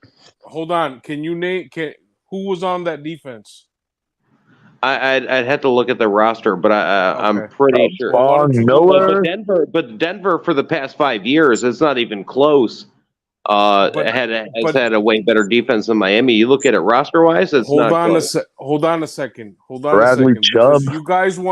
You guys want to throw out there that he put up all these yards, and yeah, they had Bradley Chubb, but maybe he was injured. Maybe he was injured that game. No, Bradley Chubb was trash. He had one good year. He was like Tremaine Edmonds. He had one good year in Denver, and that was it. And then he was injured the rest of the time. Name somebody else on that defense other than Von Miller or Bradley Chubb. I'd have to look up the roster. But they had a top 5 defense, but we still put up all those points. Okay, so does Fangio not have the biggest argument the biggest argument about Denver the past couple of years is that they were supposed to be a quarterback away of being a Super Bowl roster. Yeah, that's bullshit.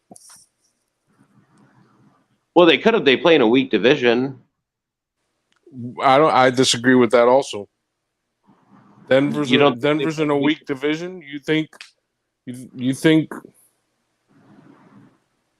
I mean, Kansas City and San Diego are. They were not a great team. Why do you think they were in the position to draft Justin Raiders Herbert? weren't chopped liver 2 years ago either. Yeah, but the Raiders have no secondary. Yeah, well, neither did we when we had fucking injuries. We had Byron Jones out. We lost Brandon Jones. And we lost fucking Nick Needham with our starting slot quarterback. And you guys wanted to make excuses when they fucking had starters missing. Bro, No, we didn't have Micah Hyde all year. Yeah, we didn't have Byron Jones all year. Yeah, same thing with Tremaine Edmonds. He came back with 2 games. We didn't have Nick Needham, our starting slot corner, all year. We didn't have Brandon Jones, our starting strong safety, all year. If you want to talk about injuries, I mean, Tremaine Edmonds played most of the year. We lost fucking Ogba, our starting defensive end in week 3. What's his name? Tre'Davious White. Tre'Davious White came back 3 games at the end of the season.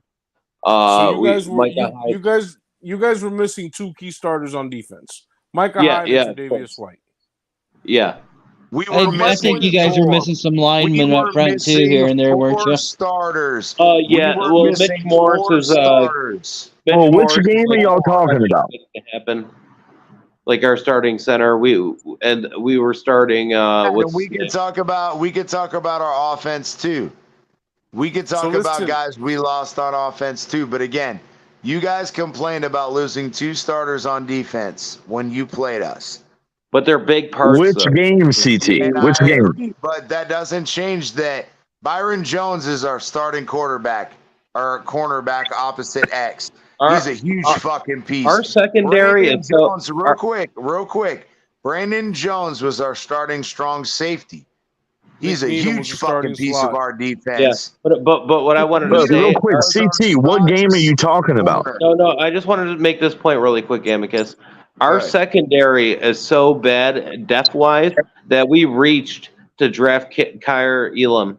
Like our secondary is terrible. Like it's I can play secondary for the Bills and probably be at the same level as they are. Yeah, we have a 7th rounder starting, Dane Jackson. But that's the same way the Dolphins are. Is after our starters, our fucking Pro Bowl starters that we pay a shit ton of money for, we have no depth behind them. So as soon as the only guy we were actually paying goes to shit. Yeah, but the only guy that we actually had a big contract with was Tre'Davious White, like Micah Hyde and Poyer. They weren't on like huge contracts at all. But those guys, Micah Hyde and Poyer, those guys are almost you gotta like even though they are they are good players, but on any other team they're not like big signees. Like they're not a guy that you're gonna pay top money to. They're just good players in the NFL. They're really good in tandem. They work very well together. So when Micah Hyde went out, by the way, I was curious what game you were talking about, CT. Because if you're talking about the playoff game, there's no Von Miller or Micah Hyde. There's no DeMar Hamlin either. Not even about week 3 when we played you the first time. Yeah, we had 6 defensive starters out. And then half the team was on IVs in the fucking locker room. Yeah. We lost 4 offensive linemen. Don't cry about went to the locker room. They had to put them on a fucking IV. Don't cry about the weather. I'm just saying. Just spitting the facts. No. I don't cry about the weather, but what I would cry about is maybe your owner is just a bad ownership. Maybe he's Dan Schneider and can't build the correct stadium. Well, listen, buddy. I'm gonna tell you this. Built that fucking stadium with that idea in mind. He even stated specifically after that game, he wanted to use Miami weather to his advantage. You know what? He scammed Buffalo and cold weather teams use their advantage against warm weather teams. The problem is it's okay if you guys can't clear out your snow and shit, but now we're going to talk about, the owner's a bad owner because he can't build a correct stadium. That's nonsense. This dude, he fucking does cancer research. He raises fucking hundreds of millions of dollars. The dude's a good fucking owner. He pays guys money. He fucking paid for his own stadium renovations. The dude's not a bad owner. I think he's football stupid? Yes, I agree with you. In defense of what you're saying, the Dolphins did score second on that facility report card. Oh no, no! Like I've seen the video of their workout facilities and all that. That looks great. The stadium is fucking terrible. Even Total TPS did a video on like the first to worst like stadiums in the league. I think Miami was 29th or 30th. Yeah, it's fucking. It was built in 1987. Listen, like it was considered worse than what the stadium Buffalo has right now. All right, so listen, whichever way you want to slice it, however which way you want to look at it, whatever little tidbits y'all want to throw out there, the bottom line remains that one franchise is on a trajectory down and the other one is up. You guys, like, your window is well, done. Our window is larger. You guys are done. We have a quarterback. So what? So do we, even though you're afraid of them. No. Like, if you have a quarterback, your window is like you look at Josh Allen's contract. It's actually really cheap. He's not even top 10 paid quarterbacks in the league. You can't. You've already restructured him. You can't restructure him anymore. You can keep restructuring. Patrick Mahomes restructures basically every year. No, you can't. You cannot keep restructuring. You're wrong. Cannot. Well, hold on. Sure you can. Why can't you? You can only restructure once. No. You can't. No, you can restructure multiple years. Why do you? No, all restructuring means is you're taking. Listen, the longer the contract is, the easier it is to restructure because you're kicking the money down the road for the length of the term of the contract and max 5 years. So that's why they restructured Josh Allen on his base salary of 27. What is it? 27 million. 24 million of it got converted into a signing bonus, so it's spread out over the term of the contract, 5 more years. If you extend somebody, you can always restructure into a signing bonus and kick the can down the road. Well, either way, you guys are going to be battling the Jets for second place. Whether you want to believe it or not. Yeah. The Jets are going to be third place next year, even if they had Aaron Rodgers. Yeah. I agree with that. It don't matter, but that team isn't as good as you think. Not going to be the AFC champions. They're going to be. They're looking for a head coach next year. They're going to be firing Saleh because he can't even run his own locker room. Well, apparently, Ken Dorsey can't run a fucking offense either. He can't run an offense. JT's coming in hard tonight. That fucking guy. Who I want Brian Johnson, the offensive coordinator for the Detroit Lions, is the next head coach because he's going to be the number 1 coach prospect next year. Nah, Dan Campbell's going to be in Detroit next year. No. I'm saying they're offensive coordinators. Offensive coordinators change jobs every year. Like, they have one good year and then they're head coach. It's not like a defensive coordinator where they get fired all the time. You better hope the fuck that he gets fired or gets a head coaching job because he ain't doing shit for the Bills. Dan Campbell's not getting fired. No, I know he's not. I told you he's gonna keep telling his players to bite kneecaps, and they're gonna fucking Detroit loves it. That team's gonna be really good. People are sleeping on the Lions. They did the same thing last year. The Lions just didn't have defense. But have you seen the offseason moves that the Detroit Lions made? They're going to be good. Amicus right there, Raphael. Nobody who's actually competent really believes that. No, but the Dolphins will be 8-8 again next year or whatever. You know, they'll break even. They'll probably get in a wild card spot and then lose again because they're just an incompetent franchise. But that's kind of like the Bills barely beat a 3rd-string quarterback drafted in the 7th round. Yeah, but they did win. I told you earlier, CT, it was a couple of plays from being a blowout. Yeah, and it was a couple of plays from us blowing your ass out too. But you know what's crazy? We were up like 17-3. You know what's funny about that? If the Buffaloes played the Chiefs this year because the Bills actually built correctly, we beat the Chiefs. The Bengals are building to be trying to beat everybody else, but that's not the way you're going to win a Super Bowl. The way you're going to win a Super Bowl is to beat the Chiefs, but everybody's worried about beating each other. So the Chiefs can actually go ahead and be a dynasty because every other fucking organization is incompetent. You think the Miami Dolphins beat the Chiefs? So do you think works, that? So listen. If Tua's healthy, absolutely. No, there's no way they put up 50 points. Stop the fucking crap. Come on, everyone knows the Dolphins are going to be better than the Bills. You know the Chiefs put up 50 points on the Dolphins. That's cap. Yeah, so listen, well, again, if we weren't missing 4 fucking defensive starters by week 3, and we actually were missing 7 defensive starters. Year. Don't you guys play the Chiefs 7 defensive starters by week 8. You guys played the Chiefs this year, right?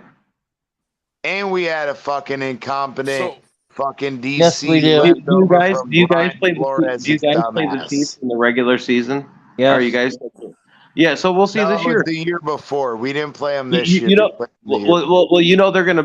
They're every year they're gonna match the Bills and the Chiefs because they need that to be a primetime game for the NFL to make money. So we'll see this year. Just so you know how these NFL front offices think is, so the guys in the back. So you guys have been chasing the Bills. The Bills have been chasing the Chiefs all these last few years. Meanwhile, everybody while you're chasing the Chiefs, everybody else is catching up to you also. You're not worried about you know what? They're building to beat the Bengals and the Bills in the AFC instead of trying to beat the Chiefs.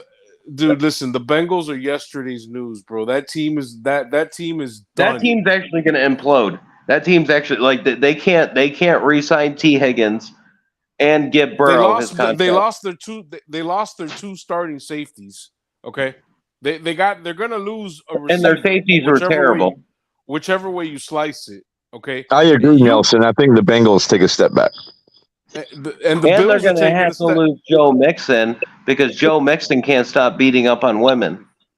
But that same way, the Bills are also taking a step back. Nelson, stop the cat, bro. No. Oh my. No, not even close.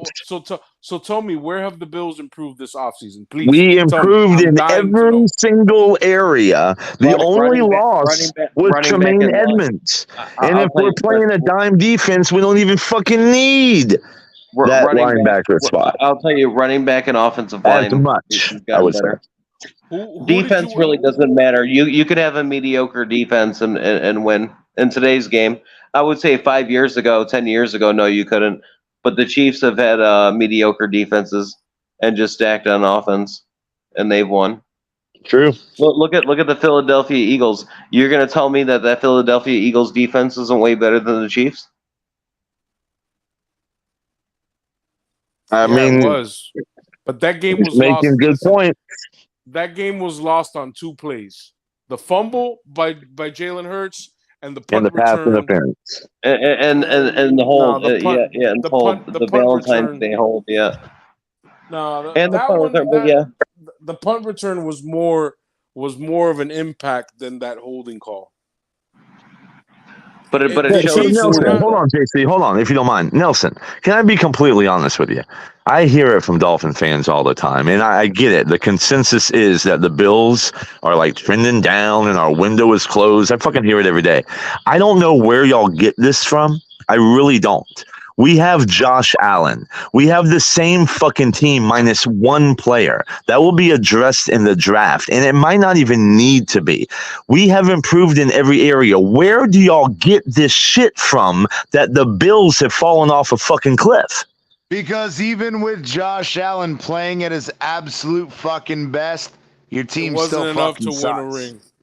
You could with Josh Allen at his best. But that's not the question, guys. The question isn't if we can win the ring. You said that our window has closed, like we're going to go backwards. What evidence do you have of that fucking claim? Well, maybe because Josh Allen is still throwing shitty passes. That's cap, bro. Come on, let's keep it real. Keep it real. It's just Kool-Aid talk. It's water cooler talk. Amicus, I'm answering for you. People keep bringing up Cam Newton. That's not even his best comparison. Josh Allen's comparison is more of a Ben Roethlisberger than a Cam Newton. But listen, if he keeps running around like he does, they're gonna break him. Bro, he has to run around like that. People keep saying he's gonna get broken. You know, Josh Allen is bigger than every single. Josh Allen is bigger than every single linebacker and defensive back in the entire football league. The average linebacker right now playing is 220 pounds. Josh Allen is 240. And CT, we just CT. What the fuck is a small guy gonna do? What the fuck is a small guy gonna do? I think the rumor is he's about 260. It only takes one motherfucking play. That's it. So you're gonna CT. We just had this. Hold on. CT. We just had this conversation the other night, right? I forget if it was public or private, but this narrative that Josh Allen takes all these big hits, it's just not fucking true. I can count on one fucking hand, bro. The guy, he rolls out. Amicus, did you not hear what I just said? The average linebacker in the NFL is 220 pounds. Josh Allen is 240. Yeah, Josh Allen's not getting smashed like Tua. It's not happening. So where are you getting the fucking narrative? Think about it in fighting sports. There's a reason there is weight classes. A guy that's fucking 220 pounds isn't going to hurt a guy that's 240 pounds. Yeah, but this isn't apple oranges. Listen, see, this is the same thing, and I love you. Half the NFL players couldn't even hurt me, and I haven't played football. No, you're trying to make an argument that's apples to oranges because, again, it's just the same people that say about concussions, and I'm not going to get too far into detail because this is another part of my Monday show, but people try to compare concussions and how UFC, combat sports, when you have a concussion, you have a minimum 6-month medical leave. Absolutely required. It's actually a 3-month suspension. But whatever it is, 3, 6 months, whatever it was. I forgot the exact amount of the But they only do that. But they actually only do that. It's different in the fact that the NFL, they're wearing fucking helmets, and number two, they're not throwing fists at each other with no helmet and no headgear. These things are two different apples to oranges comparison. CT, real quick, the point I'm trying to make is these 4 or 5 narratives I hear every Dolphin fan talk about. I don't literally. I think y'all are getting emails from the fucking leader of your crew saying, "Hey, just stick to these," and it's embarrassing. Honestly, I'm embarrassed for y'all because none of the narratives even make sense. It's the same thing that you want to talk shit about Tua, and all y'all want to have talking points that you listen to on ESPN. Or whatever fucking stupid network they listen to. It's the same shit. Fair enough. But then let's just call it real. Half of the shit we say about Tua, hold on. Half of the shit we say about Tua is out of ignorance because we don't watch every snap. But half of the shit y'all say is out of ignorance too. And well, you got to think about it. I listen to ESPN. I listen to ESPN. Wait, they don't even talk about Tua. You and Todd agreed we're gonna watch every snap of both quarterbacks, and hopefully we learn so that we don't have to rely on secondhand knowledge. We'll do it our goddamn selves. Exactly, it's a great idea. I love it too. You want to hear a huge point? Look at the arm injury that Josh Allen took this year, right? He played the entire season and he doesn't even need surgery. Brock Purdy gets hit one time, he's out for what? He's going to be out for what? At least 6 games next year. Hold on, you think that elbow injury didn't affect him? Amicus and I talked about this last night, JC. I'm an exercise physiologist. I used to be an athletic trainer, so I'm in the medical field. The thing is the severity of the injuries are different. Yes, the mechanisms were different. Josh Allen, he got hit on the forearm, which yes, it caused him a UCL injury. It wasn't a complete tear. But however, I completely agree. No, and I'll say this, and genetics are different too. Is a huge difference too. Look at. So do you think the average NBA player compared to like LeBron James getting injured is going to be 2 different things? Even at LeBron at 40 years old, he's still going to recover quicker than the average guy because he's just a freak genetically. Yeah, like what I don't understand. Hey, real quick, JC. What I don't understand is y'all like are so concerned about Josh Allen. He's going to wear down. But your quarterback's getting fucking smashed and carried off the field. Like I don't understand. You have no evidence or comps to say that Josh Allen. You should be worried about Tua. I'm gonna give you that business on Monday, and I'll give you a snippet. And the way the league is now, you touch a quarterback anyway. It's not like somebody can come up and smash Josh Allen if they want to. They'd be out of the league the next day. And I agree, but again, Tua's issue are concussions related to out-of-the-pocket issues. And the reason why is they teach you how to escape the pocket, they teach you how to throw the ball, but they never teach you how to fucking fall. And you all know, if you have kids, you watch shit, and they get hit with something, they fall, and you're like, oh my God, what the fuck was that? Because they were never taught to fall correctly. Bro, I completely disagree. My 4-year-old, when she falls, she puts her hands out to protect her head. It's an inherent, natural thing. And Tua did the same thing. 6-year-old holding a football Tua did while the she's going same down? thing. The problem is just because, and it's called fooshing, falling on an outstretched hand. The problem is the consensus in layman's terms is, oh, you put your hands out. That doesn't stop the whiplash effect. In fact, fooshing increases the whiplash effect because you're slowing your torso and upper body, but you're speeding up your head. And so again, the misconception is foosh. Yeah, just put your hands out. No, it intensifies the whiplash effect. So CT, I have a theory, and I'm curious about y'all's opinion on it. That Milano push, when they said it was a back injury, but we all know it was a concussion. When you watch that, Milano barely touched him. Do you think it's possible that Tua was flopping a little bit and it backfired on him? I don't know about that. I don't necessarily see that. I've watched it time and time again because you say that, we all know it's a concussion. Well, we don't. We know that it's most likely a concussion. However, medically speaking, a back injury can cause the exact same symptoms. So you can't say it with certainty. Does that make sense? I agree. I believe it was a concussion. However, you cannot have a consensus because the differential diagnosis can include a back injury for those symptoms. So you can't completely discount it. But I agree, it was most. I mean, my question was more to the fact that that was such a light touch by Milano, and for his head to fucking slam on the turf like that does not make sense. You would not, bro. If you fell backwards, you're not fucking hitting your head like that. When someone's in air and you push him. If you go back and watch, he wasn't square. He puts his arms out feet. backward, trying to stop his fall. He's trying to foosh.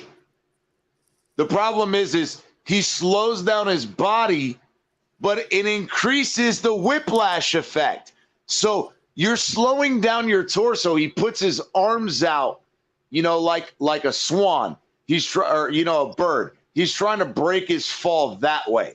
But what happens is your arms are slowing down your upper torso. However, physics dictate if you're slowing down the torso, the mass of your fucking head is still swinging at the same force, but there's nothing to stop it. So you've stopped your body from hitting the ground, but increases the whiplash effect. It does make sense. Hey, and for the guy that was talking about Josh Allen's elbow injury, if you didn't know, you could go back and research it. Stephon Diggs came out and said that after that injury, everything was different, and their season changed. And if you don't believe me, go look it up. No, it definitely affected him for a few weeks, but I mean, he's a tough son of a bitch. Yeah, you know? But as we talked about last night, when you get into damaging ligaments, every time you injure it and it reheals, it elongates and it creates instability. Does that mean that every time Josh Allen gets hit in the arm, oh, you got to worry about a UCL? No, but it does make him more susceptible. Where the argument of, oh, well, Tua's had concussions and makes him more susceptible, no, that's untrue. And I'm going to get it into the specifics on Monday. I have medical articles. Let me help you with your argument, CT, so that you can be prepared on Monday. The guy's missed 2 fucking games in 5 years. This alleged Cam Newton clone, right? 2 fucking games. Like, your guy, what did he miss? 5 games last? It's just a silly argument to say, like, oh, he's going to break down when your own quarterback can't fucking play more than 11 games. I don't understand it. Like, pick some new material, bro. Please, for Monday, pick some new material. Because that narrative of Josh Allen breaking down, there is 0 evidence for it. It doesn't make sense. Cam Newton played every fucking game his first 3 years, too. Bro, Cam Newton was not the passer that Josh Allen is. It doesn't matter. We're not. It does matter. Cam Newton had to run. No, you couldn't. No. Hold on. Time out. You cannot take Cam Newton's legs away from him. You can take Josh Allen's legs away from him. But I can't give you all my shit. Let's wait till Monday. Because you'll get smoked on this phone call right now. And I got to wait till Monday. Let's go. Because, again, Cam Newton didn't fucking miss any games his first 3 years. No, he's not the same passer Josh Allen is. And I've never fucking said that. Josh Allen has a rocket arm. Fucking Cam Newton did not. I agree with that. I'm not arguing that. But what I am saying is he outweighed linebackers too. He was running and fucking scrambling out of the pocket, making plays. And guess what? His body fucking eventually broke down too. But he didn't miss a goddamn game for the first 3 years. That doesn't project longevity. That's my issue. So I'll fucking hammer you that even more. Bro, his body, he was playing. Listen. If he can't run anymore, that's his game. So he had to pass. He wasn't a good passer to begin with. That's why he's not in the fucking league right now. You understand what I'm saying? Josh Allen is a passer first. It is not an equal comp in any stretch of the imagination.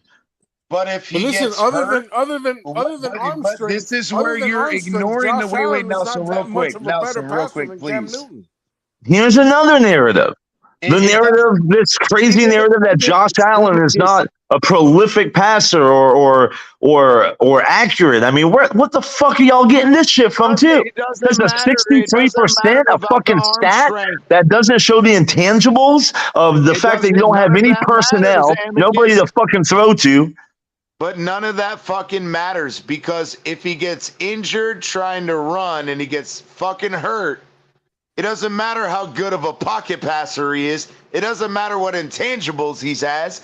If he's fucking injured and on the sideline, it doesn't matter what he can do on the field because he's not on it. Just the same way Bills fans are about Tua.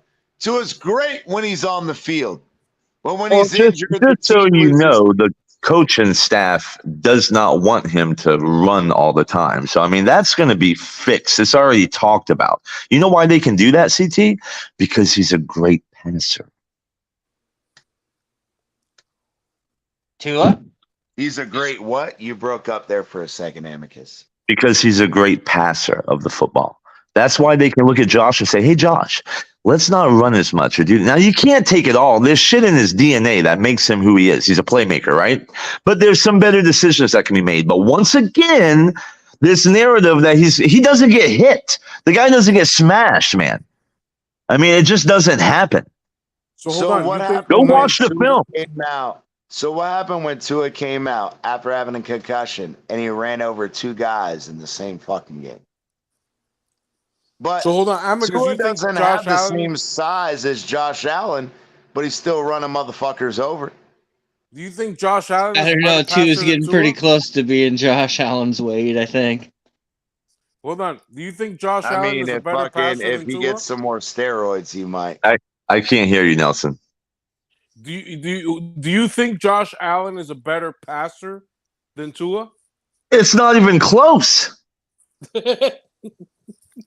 I told you he was delirious, Nelson. Bro, I'm telling y'all, man. Y'all need to why don't you watch the whole fucking season? Like, do me a favor. Go get your little NFL Plus or whatever. Have you watched every? I have. Last year, I'll just give you 1 year. Every snap. You cannot seriously make that argument. There's no way in fucking hell you can make that argument. Josh Allen is a better football player. He's got a stronger arm. Give you that. He doesn't throw with the accuracy and the anticipation. I can't take you serious now. You said you watched every snap, but you want to stay on that take. There's no way I can take you serious now, bro. I love you, man, but there's no fucking way because you clearly did not fucking watch every snap. Hey, Amicus is like Pete. As much as Pete loves Skyler and Skyler can do no wrong, Amicus is the same way about That's Josh. not true. I'm on record. 3 things that he does not do very well. You want me to mention them real quick? No, because we're enjoying the fun part of this. No, I just don't Monday, get how, it's going to go fucking bonkers, bro. Y'all better show up. Nelson, you better be here Monday because, bro, I mean, it's fucking going down, bro. Josh Allen, he's a better football player than Tua, but he's not a better passer. He doesn't throw with the accuracy and the anticipation. Like, he doesn't move the safety with his eyes. I mean, are you fucking kidding? Okay, now I know you haven't watched anything. I know you haven't. Just that one comment. He doesn't move defenses. Bro, Peyton Manning did a whole fucking series on Josh Allen moving defenses. What the fuck are you talking about? This film has been broken down multiple times by prominent YouTubers that are in the film room. Stop while you're ahead. Stop while you're ahead. So listen, Josh Allen played a full season last year, right? Didn't miss any games, right? Well, he only played 16 games because of the Bengals game, right? Okay, all right. So Tua played 5 games less than Josh Allen. 4 games less. 5. So Tua... He went out in the Cincinnati game, didn't play the Jets, didn't play Minnesota. He went out in the Packers game, and he missed the next 2. He missed. So let's make this easy. Tell me how many games Tua did play in. He played in 12 games. He played in 12. Josh Allen played in 16. So that's 4 games less, not 5. Right. And yet okay. Tua was that's what I was saying. And yet Tua was still a higher rated quarterback than Josh Allen was last year. Are you talking about the QBR stat? I'm talking about all stats across the board. I'm talking not QBR. I'm talking about rating. That's what he was a higher rated passer. Right. So if you add those other 4 games in, you're assuming that, what was it, 106 was the rating? No, it was higher than that. I'll tell you right now. Hang on. I'll tell you I think it was like 106. Hold on. I'll tell you right now. Okay. I'll give it to you right now. Hang on. Let me go on here. Go look up Josh Allen's rating for the entire year while I'm doing this. I don't need to. Okay.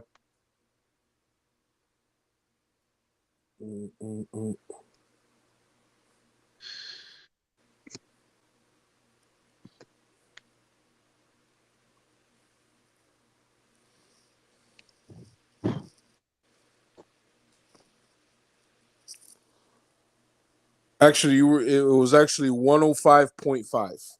Okay, so I gave you a little more extra there. All right. So in those other 4 games that he did not play, if he did play them, right? Mm-hmm. Are you assuming that his rating would have been at least 105 or more in every one of those games? I mean, I can't say Based yes on or no. average when he played, he was almost at 126. The only two games that threw him off were the San Francisco game and the San Diego game. Other than those two games, Tua had 126 passer rating. He threw for 3,600 yards and 25 touchdowns. Okay. All right. So Josh Allen, do you know what his rating was? I don't know. Why don't you tell me? It was 96.6. Okay. So almost full 10 points less. How many yards? About 8.5, yeah. All right. So how many yards? How many yards passing? Yeah. He had over 4,200 yards passing, bro. He's the only fucking quarterback in NFL history to have to ever 1 year throw for 4,000 and rush for 750. He has 5K total yards 2 years in a row. Okay. Yeah, but Tua still had his fucking yards and he still missed games. He's showing on the up and up, and y'all are scared because Tua's. No, bro, I promise you, bro. Nobody's scared of Tua. Right. Honestly, so, I promise you. Right. I love y'all, boys. My point. Go ahead, Amicus. Real quick.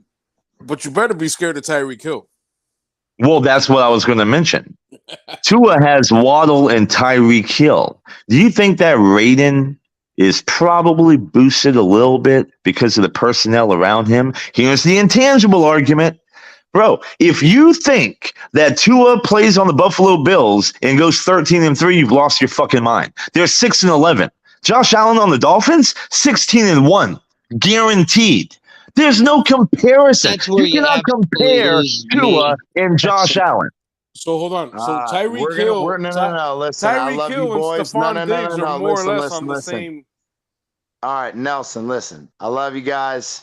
The spot thrower. I want to get into final thoughts real quick. We're gonna save the rest of that for Monday. Everybody's a spot thrower, buddy. The spot thrower might be the most ignorant comment that I've ever heard about a quarterback. Your leader, TD, says it all the time, bro. Well, TD's an ass. I mean, fuck. Yeah.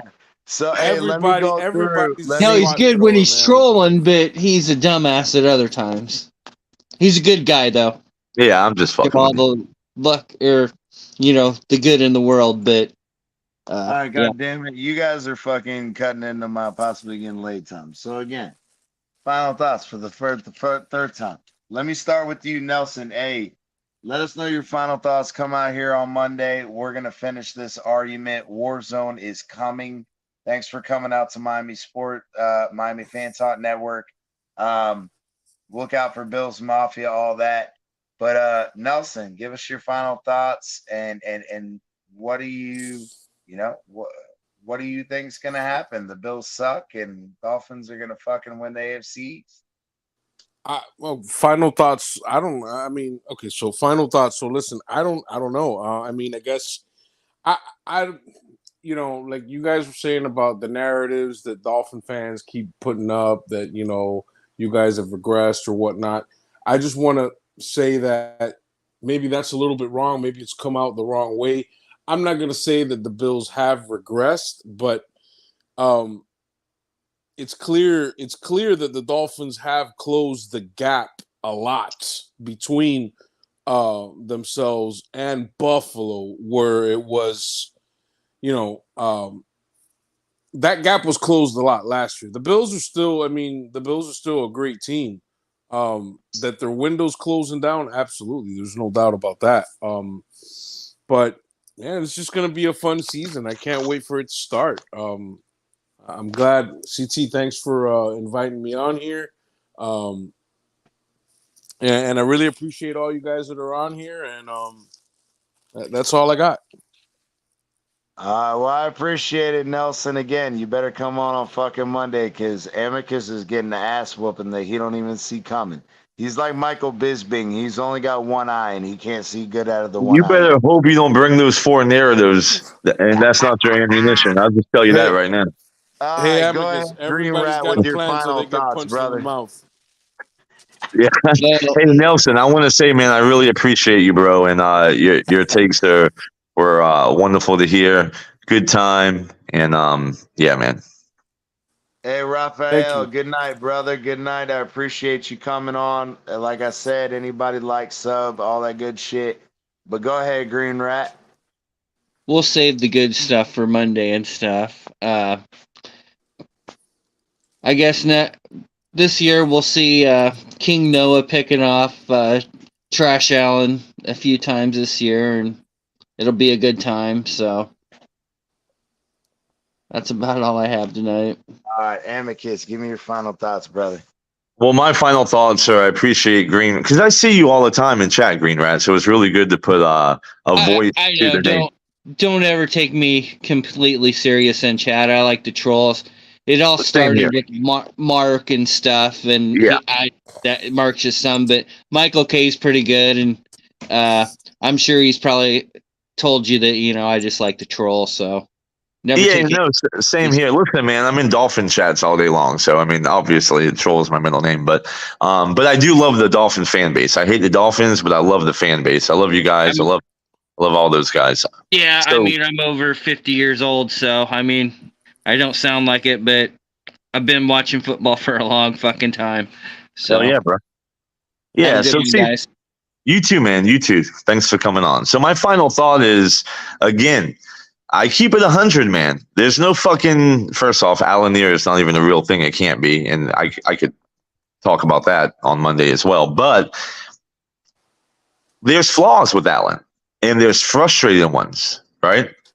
And honestly, for us to reach that ultimate goal, he's going to have to clean up a couple of things, primarily his decision making. And I think it's because he has so much on his plate. He doesn't have the personnel or the personnel or the coaching around him. So he just has to fucking be that guy, the playmaker. And it works, 13-3. But eventually you come against that opposition that's your equal or greater, and it just hasn't panned out. So we have things to do to improve him and help him. That's our job. And we're going to do it in the draft. We did it a little bit in the offseason with free agency, and now we're going to do it in the draft. As far as the Dolphins roster, it's better than the Bills, top to bottom, which is why that gap that Nelson just mentioned is a little closer. But make no mistake, it is still the Bills division. They will win the AFC East.